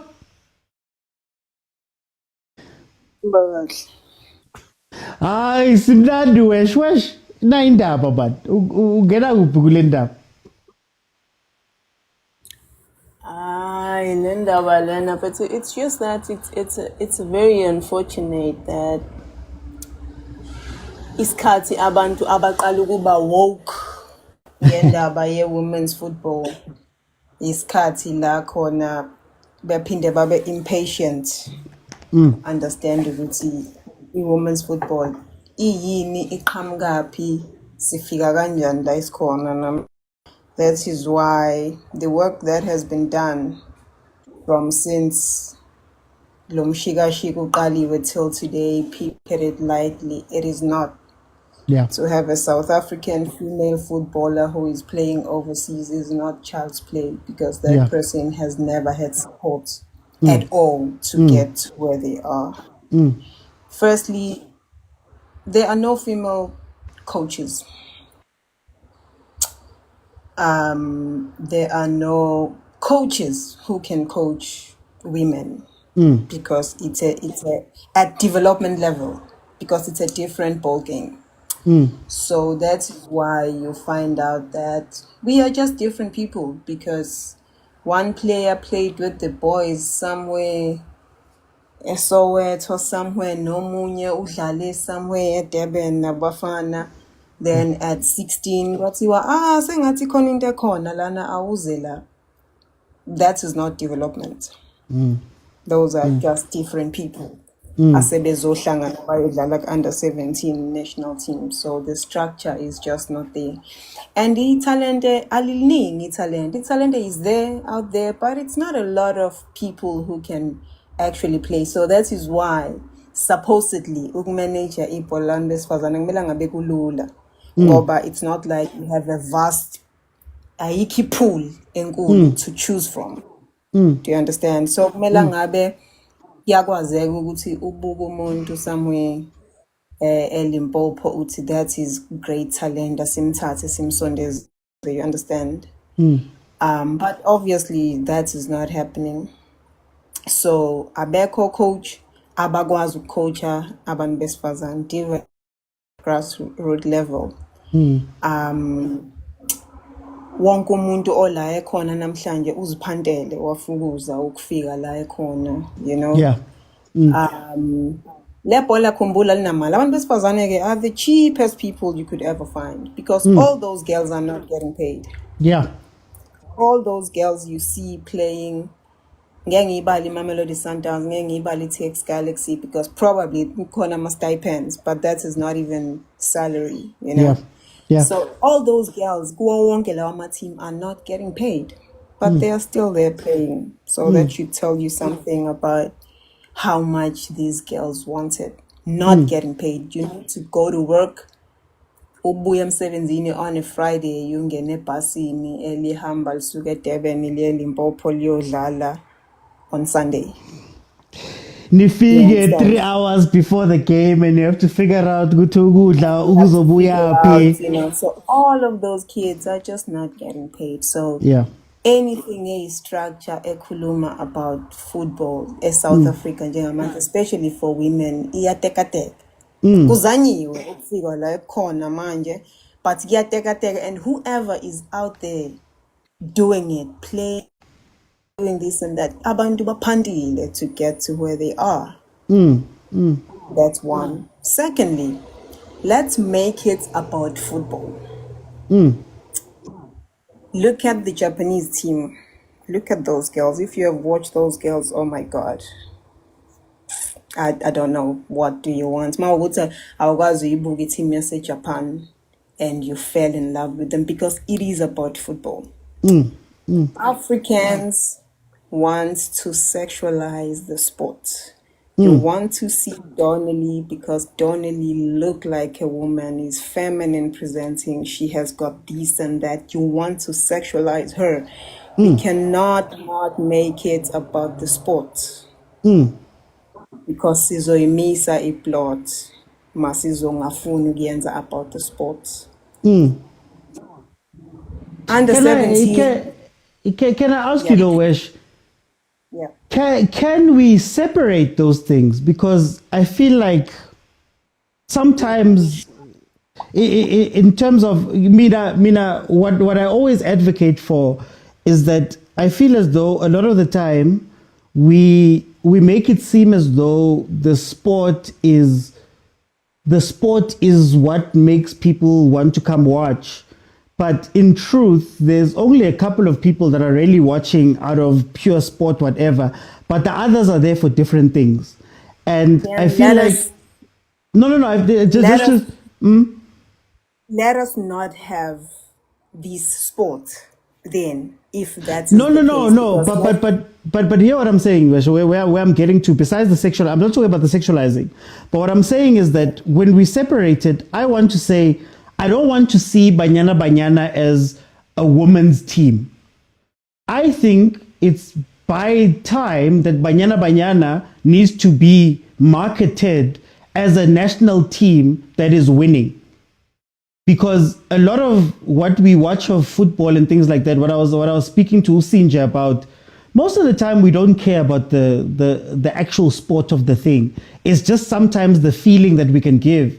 And I feel sometimes in African sport in general, we focus a lot on the sport, which you should, but we forget that money comes because you can inspire a feeling. So if I can convince people that Mamelodi Sundowns ladies winning 2 Champions Leagues is very important, and maybe I can get somebody to buy a jersey because of that, now I've done something for them. And I also don't like the conversations about women's football a lot of the time, because we make it seem as though the men's side, especially in the country, is so much better. And the truth is that it's not that much better on the other side. We are asking Banyana Banyana to fill up stadiums, but we can't fill up stadiums in the PSL. If that makes sense. And we hide behind these things. What I would love to tell you, OT, is that obviously people that are being urged right now to come and watch more of sports, more of these women understand the game. Because, I understand that we can bring all the ladies and say, hey, ladies, come and watch. But it's all nice to be watched by somebody who understands the game, who see the vision.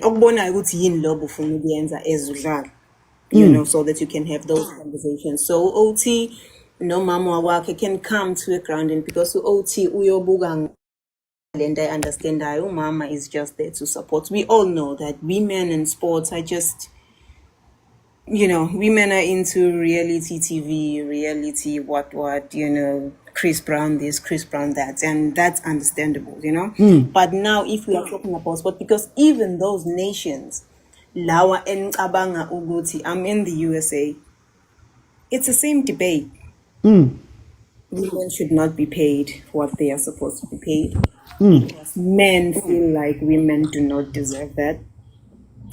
Men also feel like they're not going to support people who are gays and lesbian. And it's a conversation that you cannot shy away from, because it's there.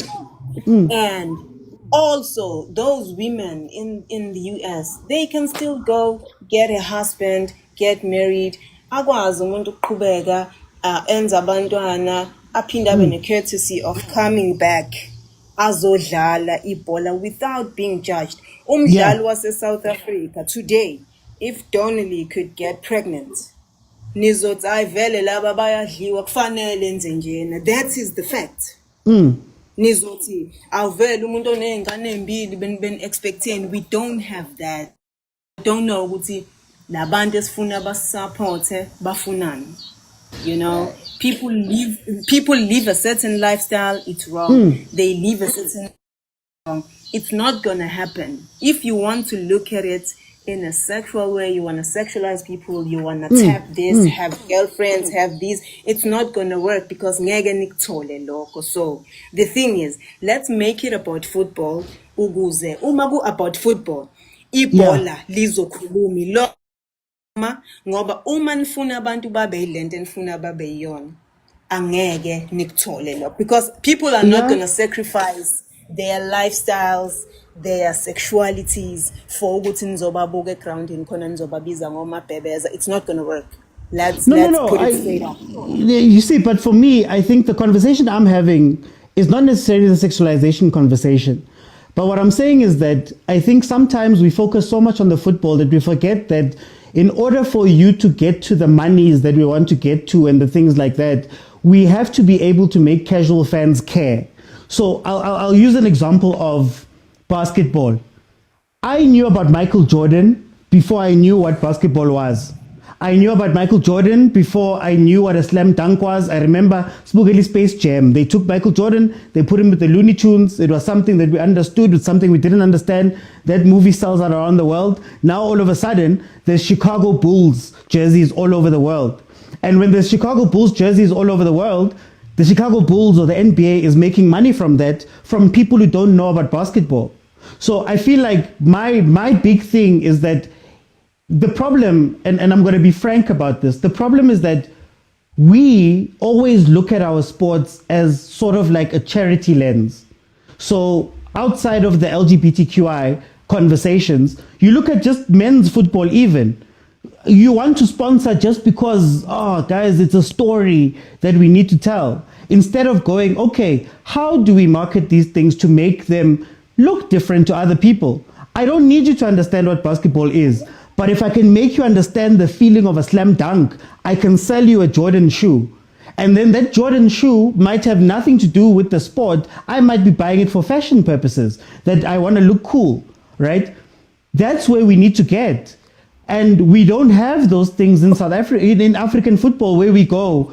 Uthembi Kgatlana, for me, shouldn't be looked at as a woman who's doing all of those things. Thembi Kgatlana should be looked at as a superstar who carried a team in a World Cup. And now maybe I ignite a patriotism where I go, Uthembi Kgatlana, I'm trying to market her as a world-beating superstar. Serena Williams, for example. A lot of the time, there's a lot of things that Serena went through where she was pregnant and all of that stuff, but she's marketed as a champion. So now I'm watching women's football and women's tennis, and I'm only watching Serena. Nakona understanding next, but should she put her name behind something, I want to go buy it. But if we get stuck in the football all the time, like for example, Dr. Kumalo was known to be a pretty boy. Women were coming to come watch because if he's a pretty boy, he's cute. Abo Kaizer Junior, Abo Kaizer Mtaung were known as the glamour boys. My father used to tell me about how they used to wear flare pants and bashama afro, and the woman would be going crazy, and they spun that into a whole identity that is Kaizer Chiefs. Now we look at it as football, but we forget that those guys were doing a ton of different things to try and sell. So, Minangiti, that's what we're missing these days in our sports, that we don't have the storylines. And where Abo Europe kill us all the time. I watch Lily James because Lily James is Rhys James's sister. They have a story about how they both play for Chelsea. I may not care about Chelsea women, but I might find myself watching the Euros. Nangu Prastomi says he was watching the Euros because of some of those stories. Some of them, we watch them, Midem as my favorite women's player. She's the GOAT. I haven't watched that many games, the Arsenal, but because they've branded her a certain way, I watch it. So I think sometimes we need to I understand that there's issues and all of that stuff, but you need to open it up so that you can appeal to more people that maybe don't have those issues. Maybe there's guys and women who really love watching football in Kenya, and they'd really enjoy watching Mamelodi Sundowns. But because we are so focused on the 100 guys that are going to come to a game and say slurs, we are so focused on trying to convince them that we forget about everybody else who may want to watch. You get what I mean? I think that's my thing. Let me tell you. One thing that needs to happen is to work on the football part so that nobody talks about anything else. Let me tell you, that's the honest truth. Spain because of the football part. If we work on the football parts, nobody cares about anything else that's happening outside. But if the football part is not also nice, it makes people and they're good. Maybe not, because even within the national team, in the national team, we are told, one national team, nobody want to sponsor women that do not look like women. Yeah. Basfaka makeup. Bakwenza zonke lezi zinto so that you look the sex sells kind of way. And that thing is also chasing people away from wanting to play this love. But if we make it about ukudlala ibola, look at that Japanese team. Nobody look at those girls and feel saying that, oh my God, maybe Shaya one because the football is so great. But forget about the check, Wesh. What I'm saying is nobody cares about the Japanese team because we have not put a narrative around them, and it doesn't have to be sexual. So who's the star of that team? So when you have that star, how do we make sure that somebody who maybe doesn't care about Japanese football sees the star of that team and then goes to watch? So for example, I used the example of Henry. I knew about Henry at a time when I couldn't watch Arsenal. But I'm an Arsenal fan right now because there was a story around Henry that I connected with, and then I connected to Arsenal. Now I'm taking chase. So if we focus on just the football, it's great, it's beautiful. Mara, if we can also take some of those things and put stories around them and build brands and build marketing, now that Japanese team may be the greatest football playing team, and the people who want to watch the football will watch the football. But then you open yourself up to another crowd who maybe don't care about the football, but they're like, yes, that is the greatest Japanese player, women's player ever. Like Marta, most people don't even know Guti Brazil, about Daniel and all of those guys. We didn't know about them, but we knew about Marta, and that made us want to go watch the Brazilian team. The football people knew, but if now you want to make money, you have to make sure that George, who's sitting at home, I'm like, yo, Marta's the best ever. I want to go watch Brazil. Maybe I'll buy a jersey. That's what I'm saying. I need to Guti. We have to sexualize them. I'm not even saying that we have to ignore the football. I'm just saying that you've got a Tembi Khatlana who's won a WAFCON, but there's no stories about Tembi Khatlana winning the WAFCON. You get what I mean? So now, if I'm a rugby fan, some people like Siya Kolisi because there's a story about he's a black captain of the Springboks. And rugby was smart enough to say, we're taking the black captain of the Springboks, we're putting him in the press conferences, we're putting him in the photos, so that there's some black people who don't care about rugby who are going to see him and say, yeah, I want to go watch rugby now, I'm going to go buy a jersey. But we don't do those things for football. And if we're asking women's football to win, how much more winning can Banyana do? How much more winning? Nah, Babane WAFCON. Winning didn't bring anybody to come watch them. No, but they went to the World Cup. They were for football people, they're one of the most important, one of the most important teams in football when you speak to footballing people. But it doesn't matter. Nobody else cares. And I think those are the things that we need to look at also to say, Mara guys, Ibanyani winile. What more must they do? You get what I mean, Wesh? That's what I'm talking about. Mina, I'm not about sexualizing and all of that stuff. It's just about marketing.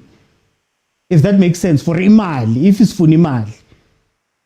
Nyaguza. But one thing I will tell you too, nobody cares about those stories. Nobody cares about those stories. If our football, if we could invest more into our football development, just taking this entire thing serious, ungadlali nge-Sundowns kuphela, the Sundowns a competition within the league, then masisifika kubantu aba more competitive. Say go out of depth because you have 8 players from Mamelodi Sundowns and you know all these things can have more sifage more in developing just tennis people are gonna come and watch, I promise you, because all the stories of a girl that has got a wife, people don't want that, but they're gonna go and watch. I don't care about that story. People are gonna go and watch that girl who has a wife. If India and Zela, this nation is even much more greater, I promise you. Because anything else around,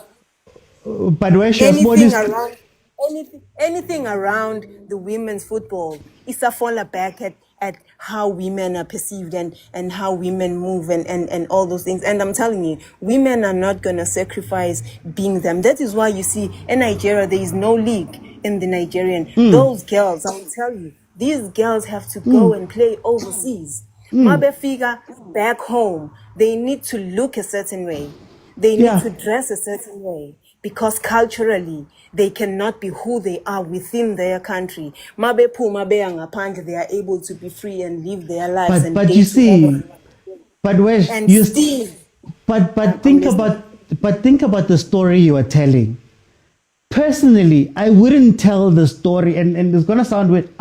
When you think about the Sia Kolisi story, you don't think about the relationships or whatever. They just go, here's a black guy who's captaining the Springboks. And that is relatable in that white people can go, oh no, look at how far the country's come because we've got a black captain. Look at that. But if you were to make it about the political struggles that Sia Kolisi's Goko faced, that's a story that maybe doesn't resonate. That's why I wouldn't want to make it about the LGBTQI plus stuff, which is great. It's a great story. Mara, if you want a relatable story, you make it about the patriotism.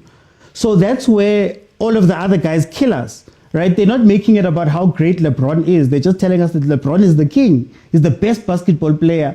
And all of us gravitate towards that. Sia is the captain, is the black captain of the best Springboks team. Nothing else to do with anything else. Now you can make money. And if you want to make money, guys, we have to be serious. Let me bring in DK. DK? Dumelang and the panel and everyone in the comment section. How are you, DK? I'm doing very well, and how are you? I'm good, thanks.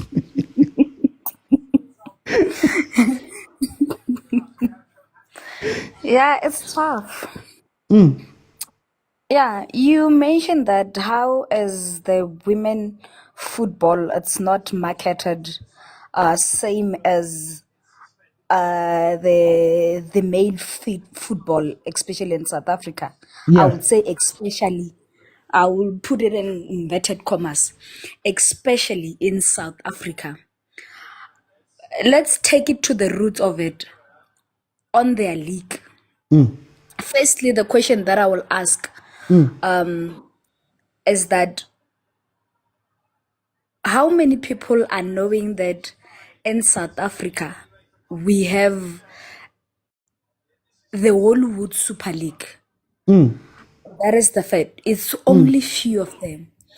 The second question, do you even know, those that knows, do you even know the names of those teams and where they are from and their players?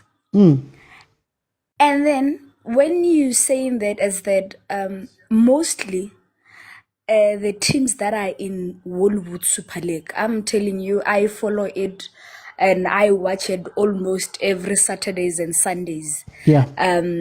If ever, it's just know that the league on its own, it's so bad to a point that this season they even killed to say they are no longer gonna give away the 2004 for Man of the Queen. Yeah. Idiski Queen, where they call it a Idiski Queen. And on its own, it's a problem. Because if you visit the team, I live in Limpopo myself. In Limpopo, we had 3 teams, and the other one went to relegation this year. We are left with 2 teams in Limpopo.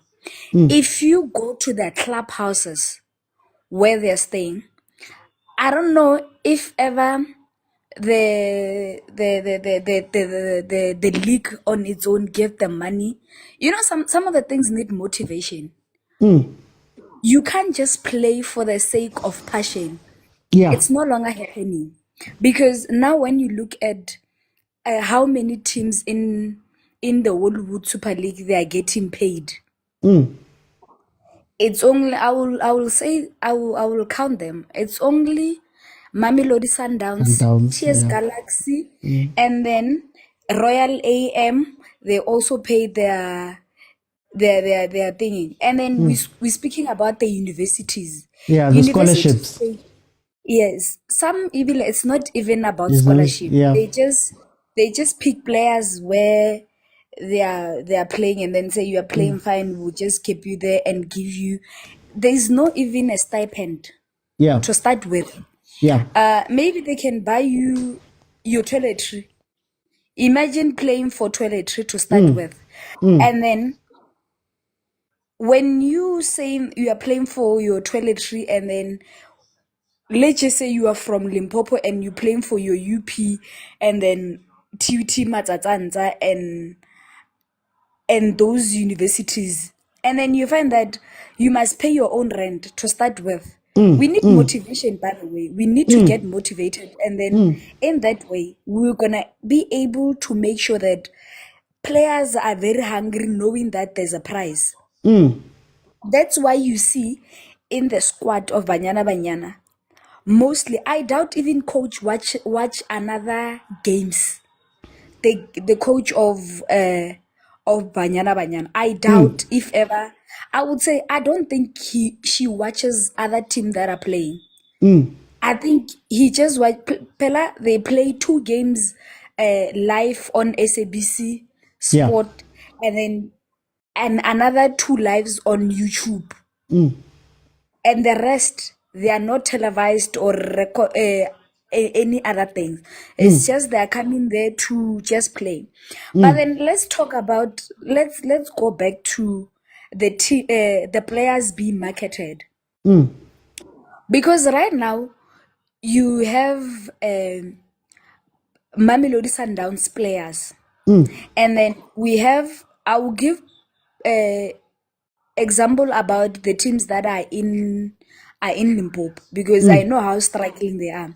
You get a player from First Touch Ladies or Copper Belt Ladies, and then from this 3 teams, they are different, right?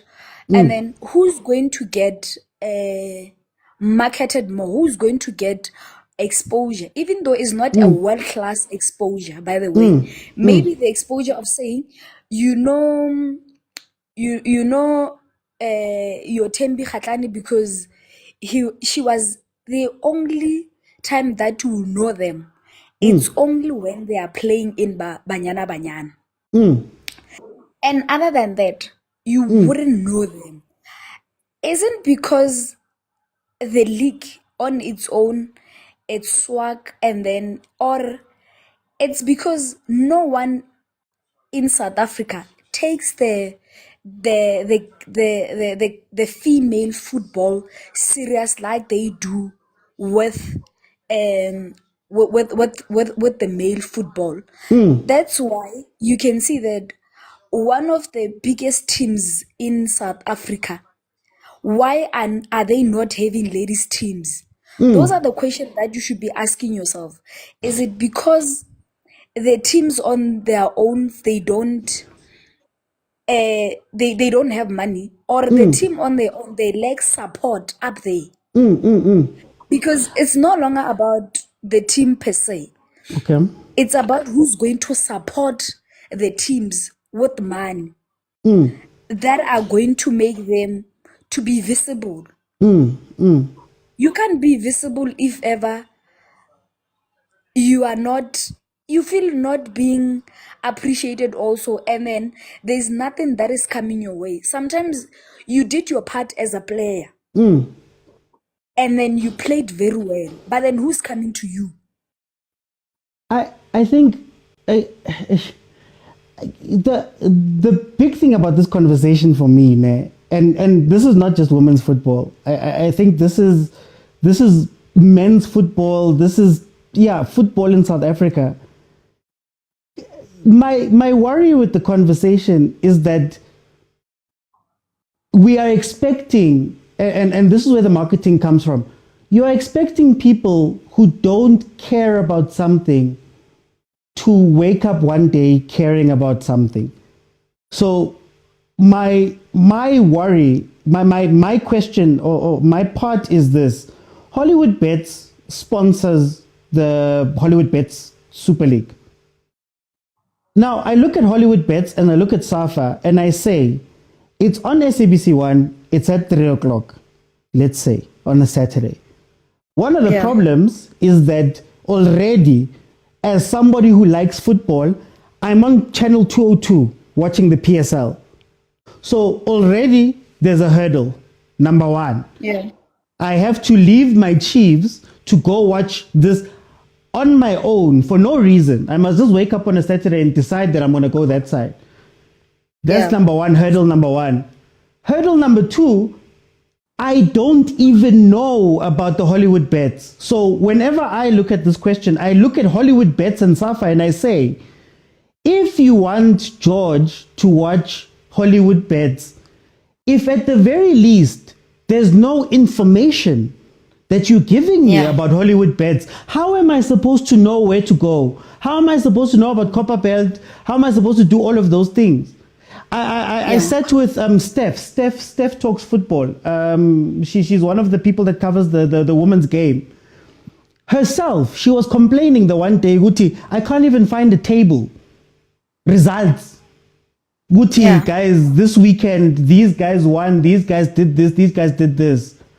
And the reason why I always draw a parallel with rugby and the EPL and all of those things, I don't have to go look for those things.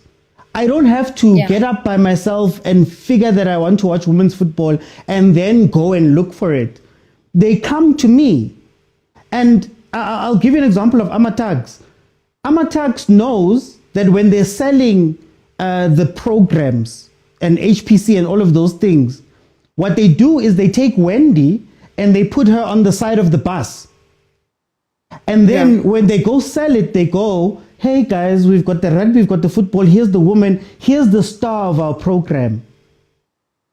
Yeah. Put money towards this. We are telling you why she's important. But what's happening now with women's football for me is that women's football and even men's football, I don't know why it's important. I asked the same question about Abo Makesi. Okay, Makesi, you want me to go fill out a stadium. Why am I going to go fill out a stadium? What am I going to go do there outside of the football that I can watch on TV? Why am I going there? And a lot of these things, again, we take for granted how much work is done in the background. For example, stadiums in England are not filled because people love English football. They're filled because there's a blackout. It's very hard to watch English football. So if you can't watch it, you go to the stadium. Now we on the outside look at it and we think that these people wake up and they love the football. Sometimes you need a hero. Boitumelo Rabale should be everywhere right now to sell Hollywood Bets as a league. Because let's be honest, most of the leagues that we love in the world, we don't watch all the games.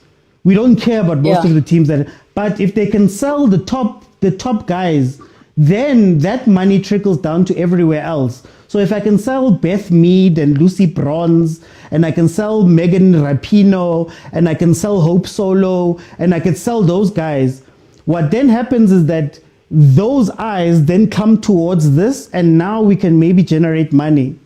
Mara, it's not going to start from a company feeling sorry to want to go and invest. It has to start from then, okay, Hollywood Bets, you signed a deal with SABC 1. Is SABC 1 showing you the highlights of Hollywood Bets in between Skim Sam? You know what I mean? Or are we seeing the top 10 goals of the Hollywood Bets to get excited? Yes, sis.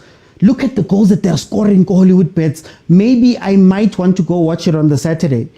Are they showing us the champions of Hollywood Bets, Mamelodi Sundowns, who just so happen to also be 2-time Champions League winners? Go and watch them. Or this is why you must watch them. We don't do that in football. Then we wonder why we don't sell things.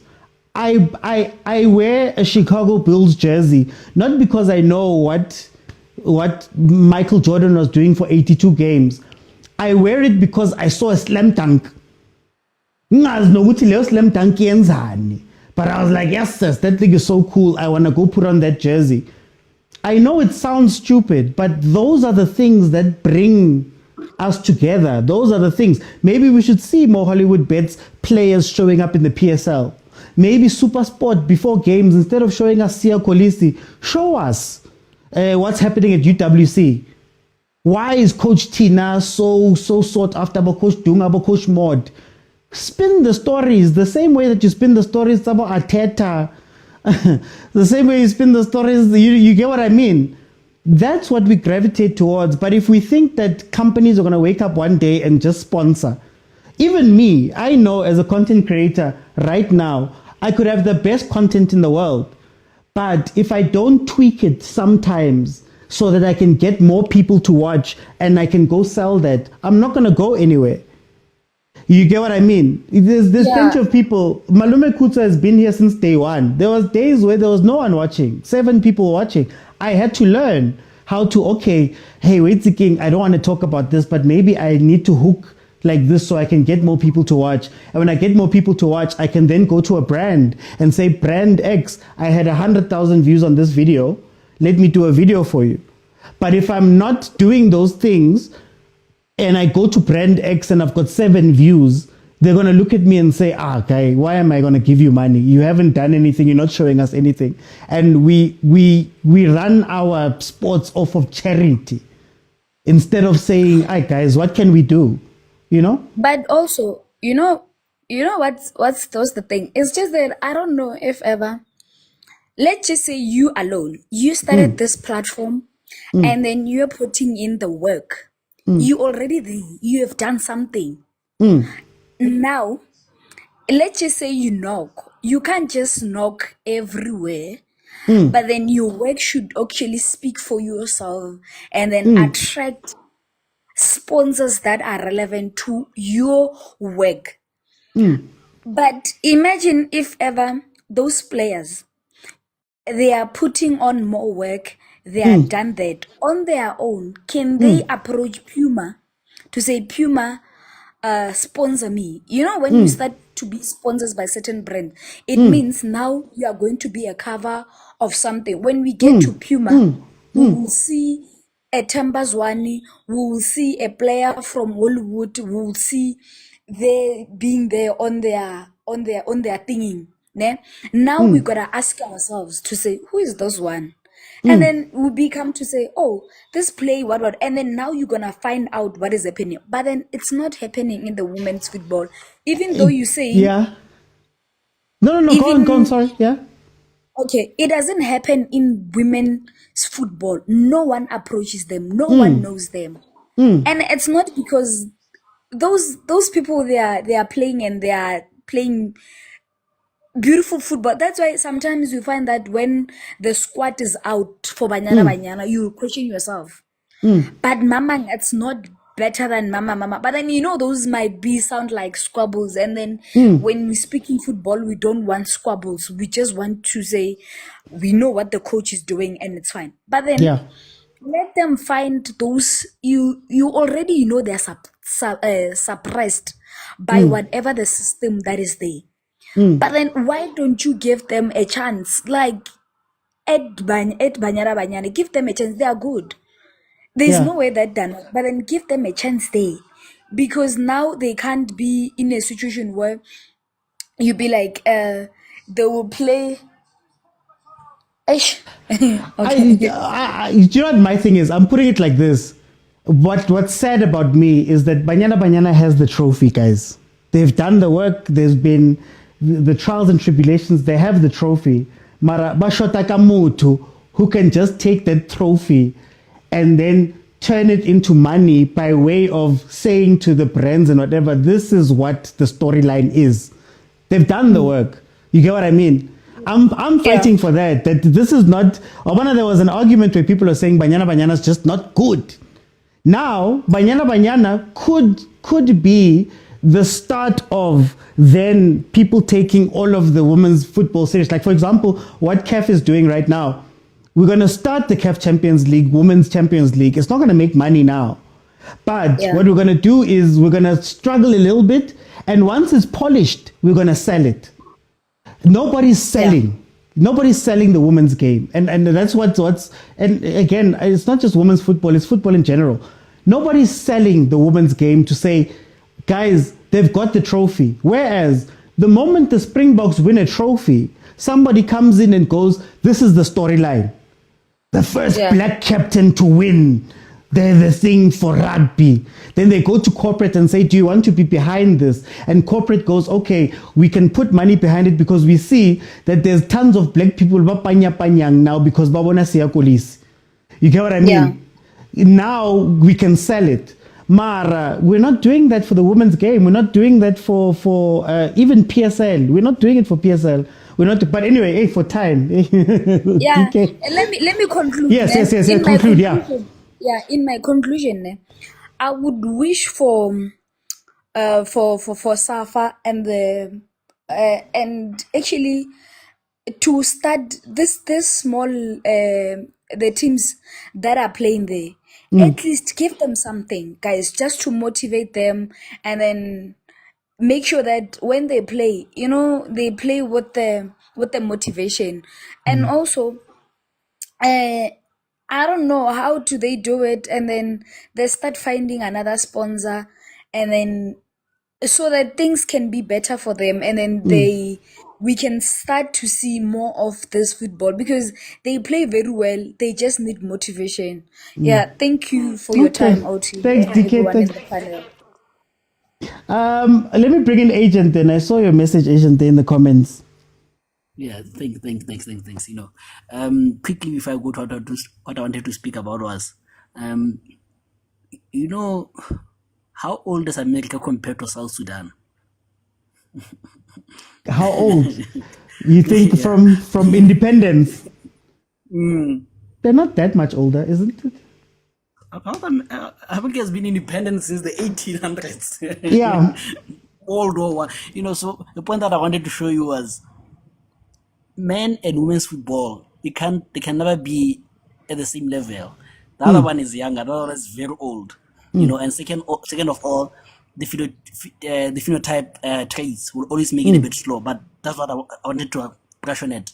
But the point that brought me on was the reason why sometimes we speak in signs and symbols is out of fear of misinterpretation.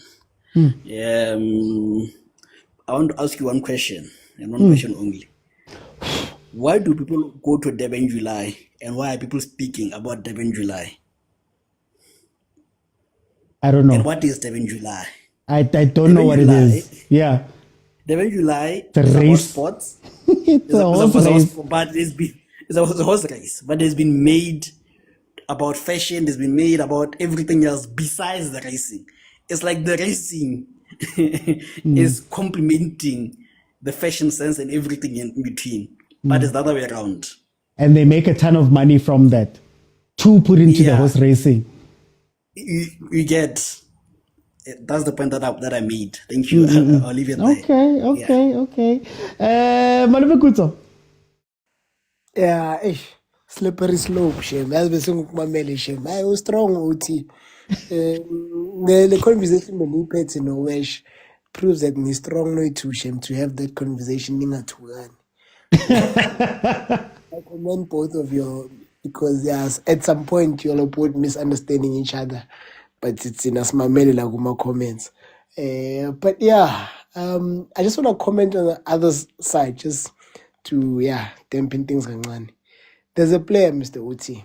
Usually when I apply my eye and check a player like women's football, I apply it without limitations, and then when I watch women's football, Lapaguma Junior ranks, I'm like, okay, for women, she's good. But was Mr. Oti, captain is a national team, I think under 17 or something. Yeah. Sundowns, Mr. Oti. Ay, Mr. Oti, mina angaz ngibone a player at that level for a lady. I'm sorry. I might be sounding janjan. The thinking on the field. You don't even see gender or anything. You don't even have to lower your bar. Just the thinking, the movement. Ukscanner, make a petty ball, make a receiver. Yeah. The fact that you can play 10, 8, 6.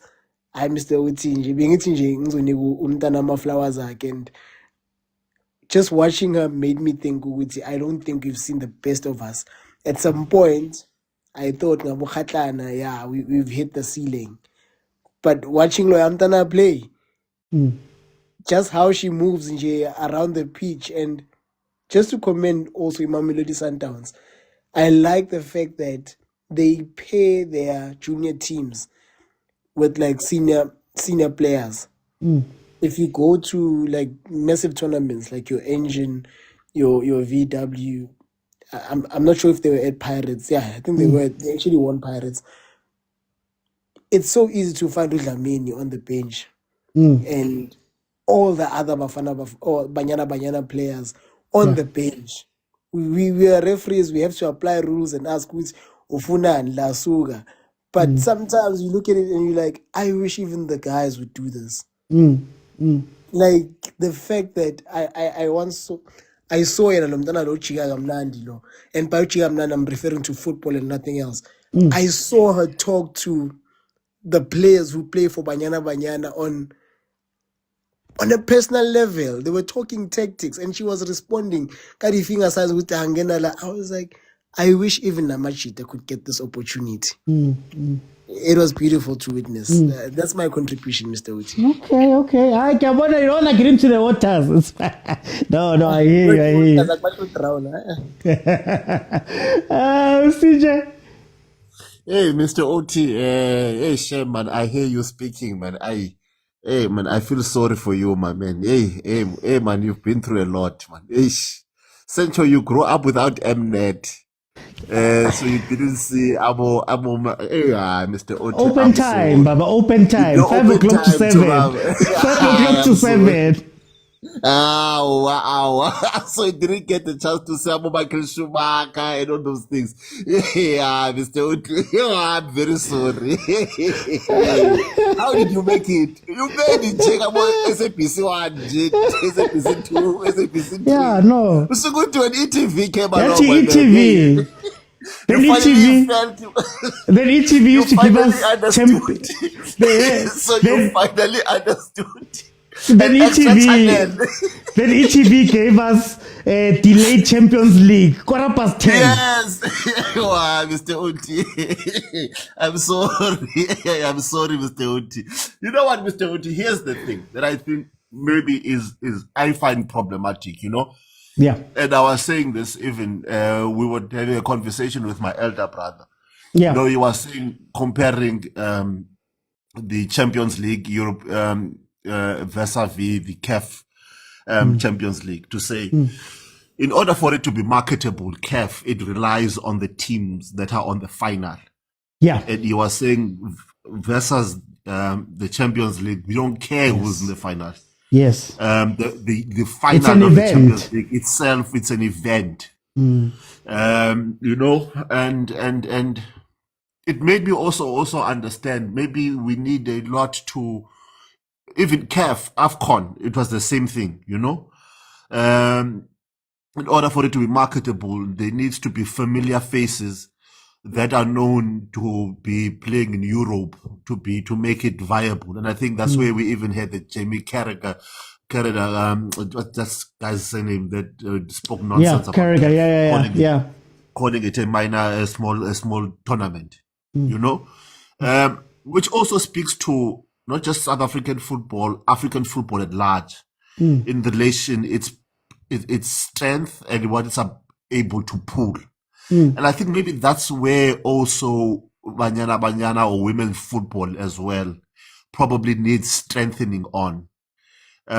Its ability to pull. When you say Bafana Banyana is the best, they've won CAF, right? Then then you go, let me go watch the next Banyana game. And when you watch this game, do you feel like you're watching the best? When I was introduced to Formula One, it was during the peak of Michael Schumacher. When I went to go watch Michael Schumacher race, I was like, okay, there's a talk about this guy that he's the best. Yeah. And when I watched him, I was like, okay, now I see why he's the best. And I've watched Formula One ever since. When I was introduced to Michael, to Tiger Woods, there was like, this guy is the best. Until I went to go watch him, then I realized, oh wow, this is why he is the best. When I saw Pete Sampras and people are saying, this guy is the best, I watched him pull a set just on aces alone. I was like, wow, this is why this guy is the champion of Wimbledon, of the grass court, is the king of the grass court. You get to see it why. And I think probably the other thing is that beats Banyana Banyana is that they will have the hype like they did. When they won AFCON, they were the talk of the town. Suddenly, I'm a breadwinner, Bazi Women Crash Wednesdays, and stuff like that. But then the failure for me was the ability to build on that. When they are playing the next game, do people feel like they are watching the best of the best? It's the same thing that I think rugby, we can say a lot about rugby. The strength of the rugby is that when you say you are watching the best of the best and you go and you watch, you feel that you are watching the best of the best. We are with Paul. I watch people don't really watch rugby. When they're watching Pollard kicking those goals, trying to win, they were in the moment themselves. They felt like, wow, this guy is good.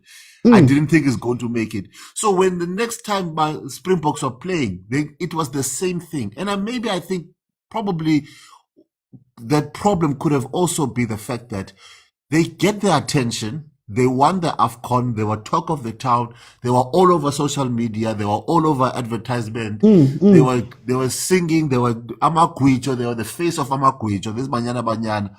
But then the next game, what happened? Did we build on it? Can we build on what is happening on the ground? And I think I also understood what Wesh was saying, is that the quality of what's happening on the ground, does it also hold on to the hype that we've created when they won the AFCON? We can say a lot of things, but I also hear what you are saying, and I fully agree with it as well, in terms of being consistent in pushing women's football. Being consistent in creating platforms, conversations, hype, support.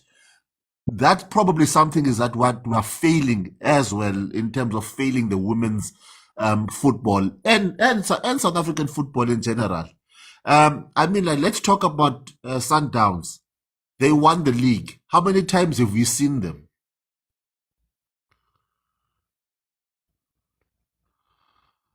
I don't know whether it's me or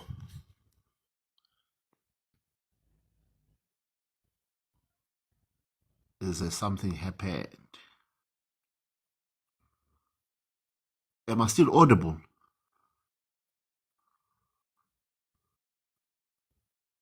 Or is Mr. OT frozen? Oh yeah, he's back, but we can't hear you. We see that Clive Barker move you pulled. Oh, there we go. Okay, I'm back. Sinja, I just wanted to push back on one thing, right? Sure. I think, again, guys, when you think marketing, you don't have to convince everybody to take part in the thing. So, for example, you're using Michael Schumacher. I have not watched one race of Michael Schumacher in my life.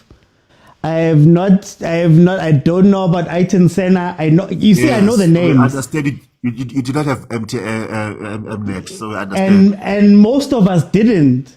But because the marketing of him being the best went through to everywhere, I know about Ferrari, I know about Michael Schumacher, down to Eka Simos Peter Bati Schumacher.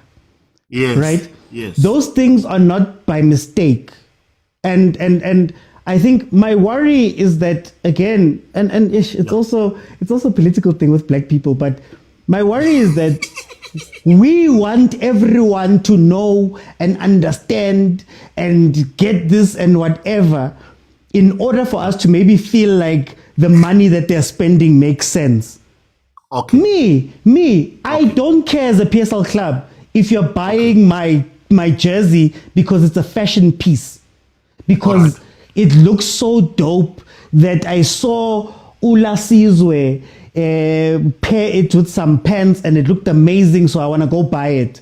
Great. You've done something. You've put money into your pocket, and now you can use that money to go elsewhere. Ferrari, all of the teams that do F1, they don't care that everybody else loves it. But they know that if Lewis Hamilton is the face of this thing, there's plenty of black people around the world that are going to look at it a certain way, and maybe their dollars, their monies when they're buying Ferrari jackets or whatever, because they're seeing Lewis, that money, we're going to cycle it back into Ferrari, right? So my worry when we speak about football and speak about women's football and speak about all of that stuff is that for some reason we believe that the money will come because of the football, but the truth is that in no sport, in no anywhere, does it matter that your sport is good or bad or whatever. It's all about how you market it. So, for example, I disagree with you on that part. part. No, I'll give you an example. For example, a lot of people are watching F1 right now. Why? Because they're watching Drive to Survive, Netflix. Even the F1 says that is part of the reason why we've seen a resurgence. They've got a whole new market in America.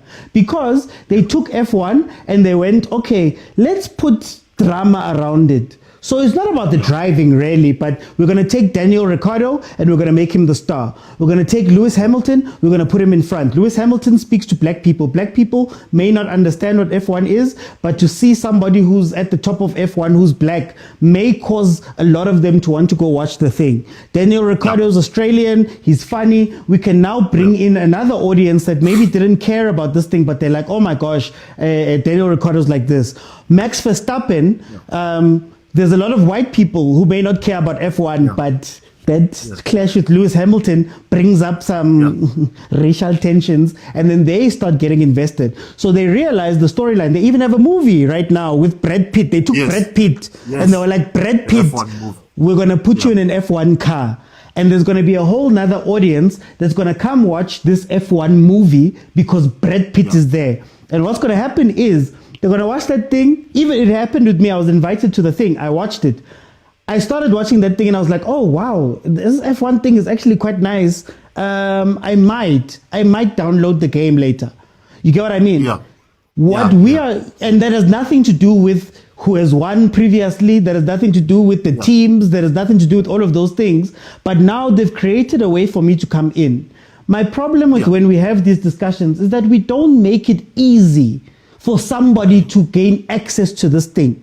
It's easy for me to gain access to the Springboks. And I'm going to use the Springboks as an example because I used to care about rugby, then things happen. But when I walk outside my door, it was Chili Boy. When Chili Boy was not made the captain of the Bulls, I quit. Anyway, when you walk out the door, I don't have to go look for the Springboks. Yes. When I turn on my TV, I don't have to go look for the Springboks. When I turn on my TV, I don't have to go look for the feeling of the winning of the Springboks. It's told to me.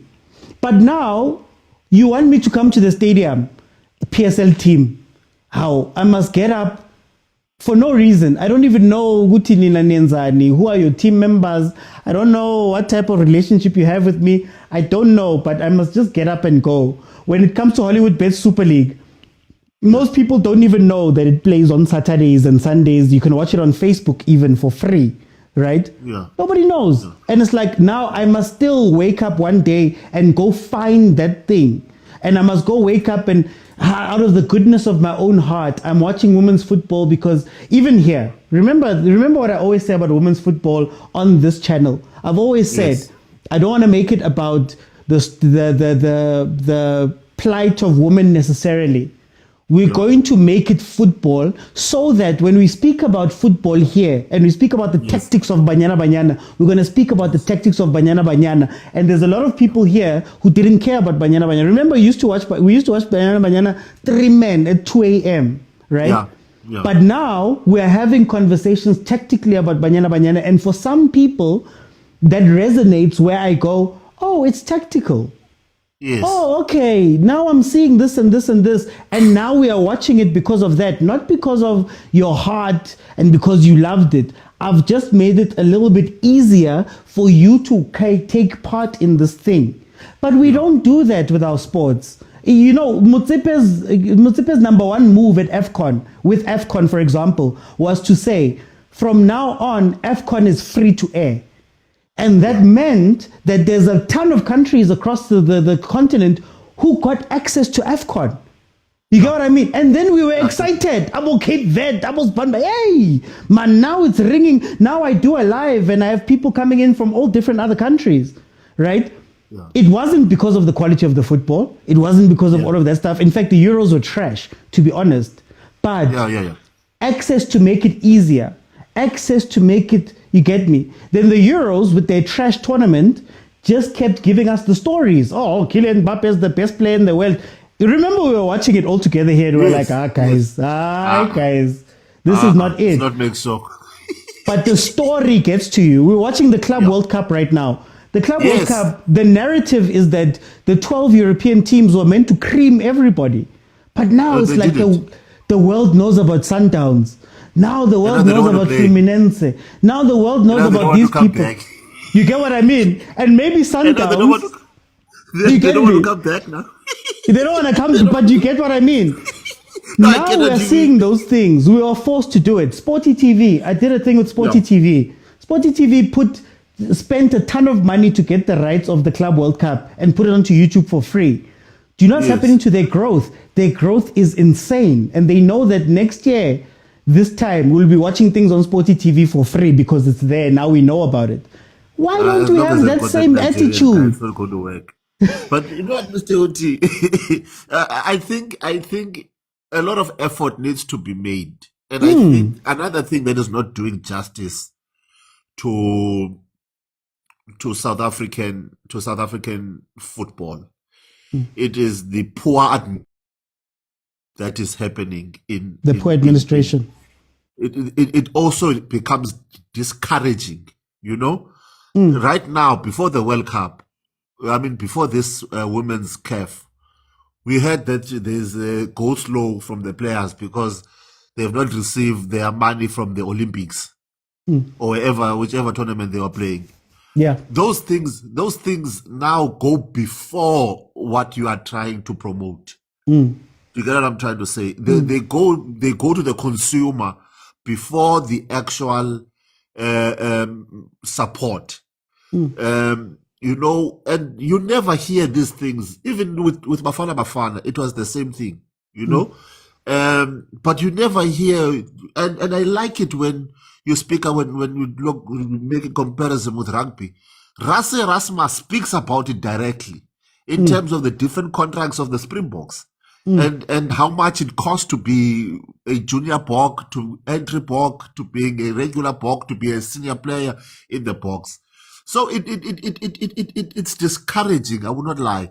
When you are like, okay, here are these women, they're going to give it their all. Shemis Arab. Now we feel pity for them. We're not even now focusing on their abilities of being champions. They are known about the team that is going to have that has got contract problems. Yeah, that's what we know about them, and that is so sad because it blocks what we also want to see in terms of progression in women's football and in our South African football at large. You know, Bafana is the same thing. Yeah.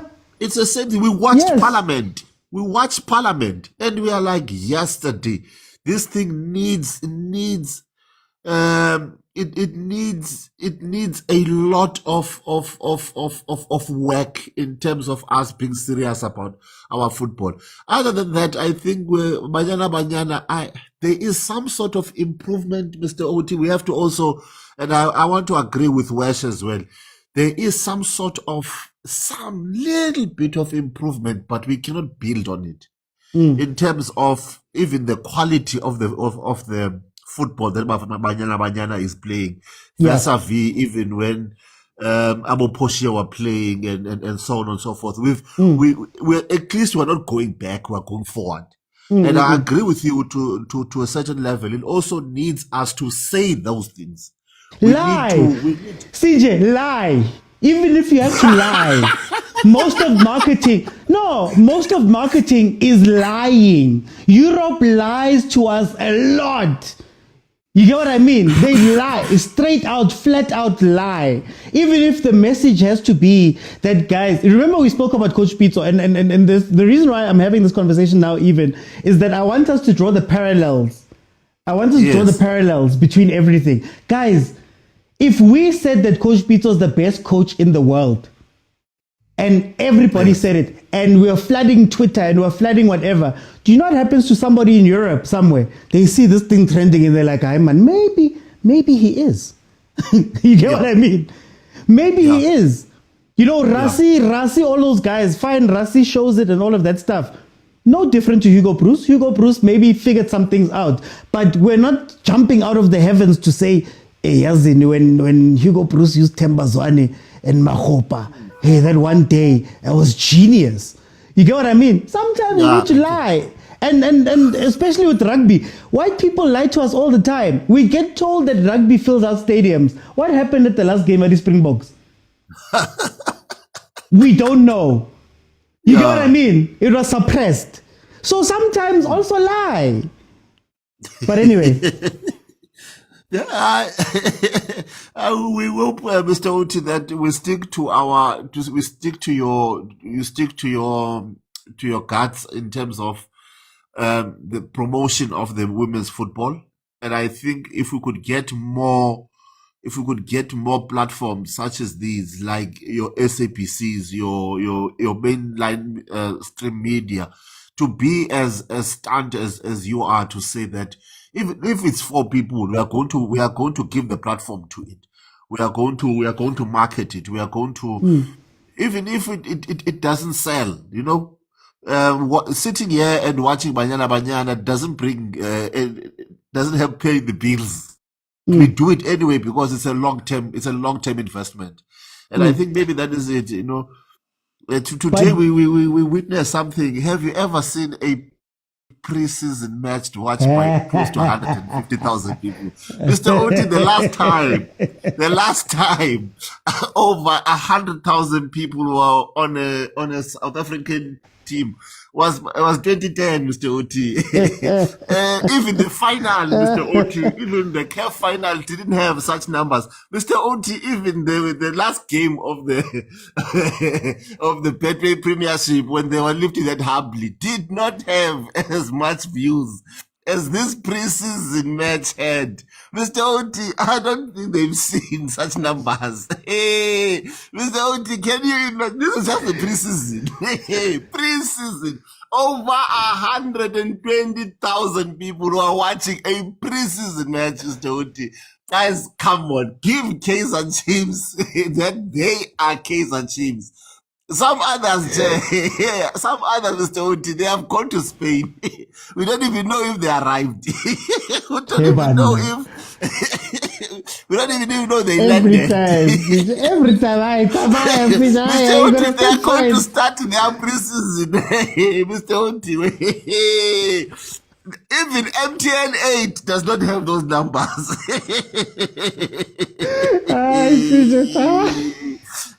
Let me keep quiet. No, hey guys, I even went over for a while. Yo, wow. Thank you, showstopper.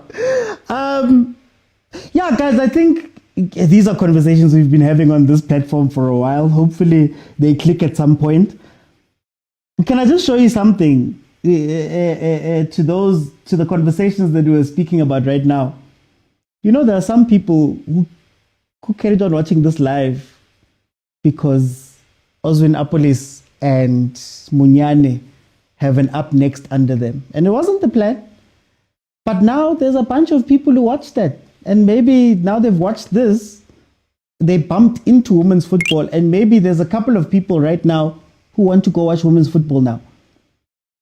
Sometimes, guys, hey, Nati, it's time to be straightforward, DCB direct, DCB whatever. Guys, sometimes marketing a lot of the time is that.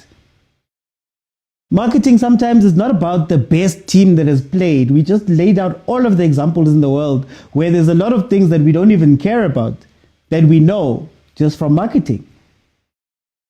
And we need to start doing those things in South African football as a whole. Guys, I'll give you an example of marketing. Dr. Khumalo. How many games have most of us here watched of Dr. Khumalo? Do you not think that it was a plan to put him in front, to market him a certain way? The AFCON. How many times have you seen the 1996 AFCON film singer goal? Over and over and over and over and over again. That was on purpose. But our leaders at these things are now slacking.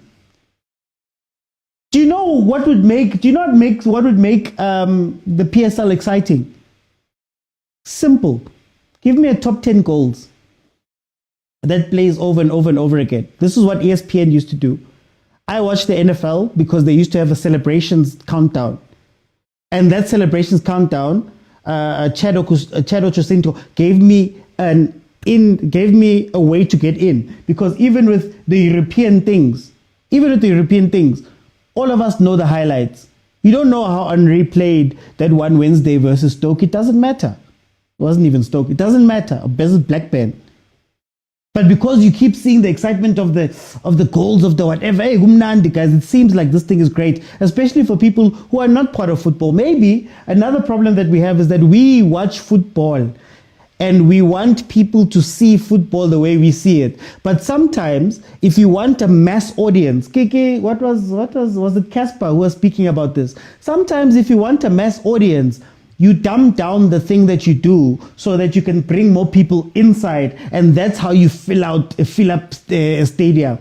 Most of those people don't care about hip hop and lyrics and hippity what. So we should do the same with our football. Why are people coming to watch this thing? Why are people coming to watch this thing? Some people are coming because there was a celebrity that went to a game. Some people are wearing the jersey because Kaizer Chiefs hired Hope Mbele to wear the jersey. Hope Mbele is that actress from that thing. I am no favor Chiefs. Oh, that looks really cool. I really like it. I'm buying it as a fashion piece. Now I'm stuck in Chiefs. I'm a Chiefs fan and I buy it for the next 3. Do you think Chiefs cares that there's, I don't know, 1 million people who don't even know that Kaizer Chiefs went through a drought? The money still came in. The money is still being used. The money is still going. Maybe you might not like the way that the money is coming in. It may not be pure.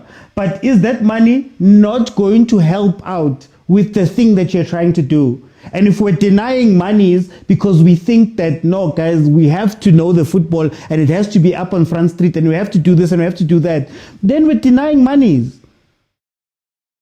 It's not going to be a charity. That's just the everything that has been built. The EPL branched off in 1992. And they had to realize that there's certain things we have to do in order to grow this brand. And we have to know that, okay, there's going to be plenty of people around the world that don't even know all the players. When I became an Arsenal fan, I didn't know most of that team. I knew Bergkamp, Ljungberg, and Henry. Done. But you know what happened? I made my dad buy me a jersey. My kid doesn't care about football outside of Ronaldo and Messi and all those people. Do you know what happened? The day that Chiefs won that Nedbank and he saw the excitement, he asked me that day to buy a jersey. He'll never watch a Chiefs game again, I'm sure. But he's a Chiefs fan now. Now. For example, these are the things we need to figure out. And it's 2 separate conversations. What's happening on the pitch and what's happening in Kakwa. 2 separate for 2 maybe even different markets. The WNBA right now, just as my last example, the WNBA, the Women's National Basketball Association, has seen a woman come in, Caitlin Clark. She came from the college game. She plays like Steph Curry.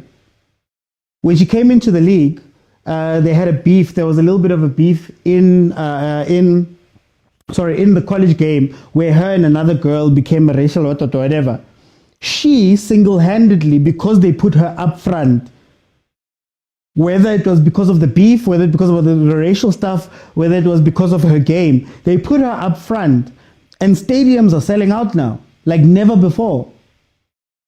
You don't need everybody to have a star, and everybody. Sometimes you just need somebody to be there to bring up the league. Sometimes you need a Chiefs and a Pirates to be a standout derby game, so that she is very good, Nguni. She is very good.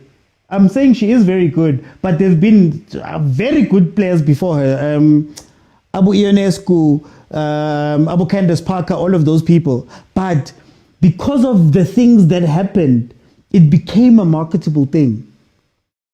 But anyway, they put her up front and center. Sometimes you need a Chiefs and a Pirates to have a really good derby and a really big fan base so that you can go to Supersport and get a really big TV deal that benefits everybody else. Do they play the best football? Chiefs doesn't.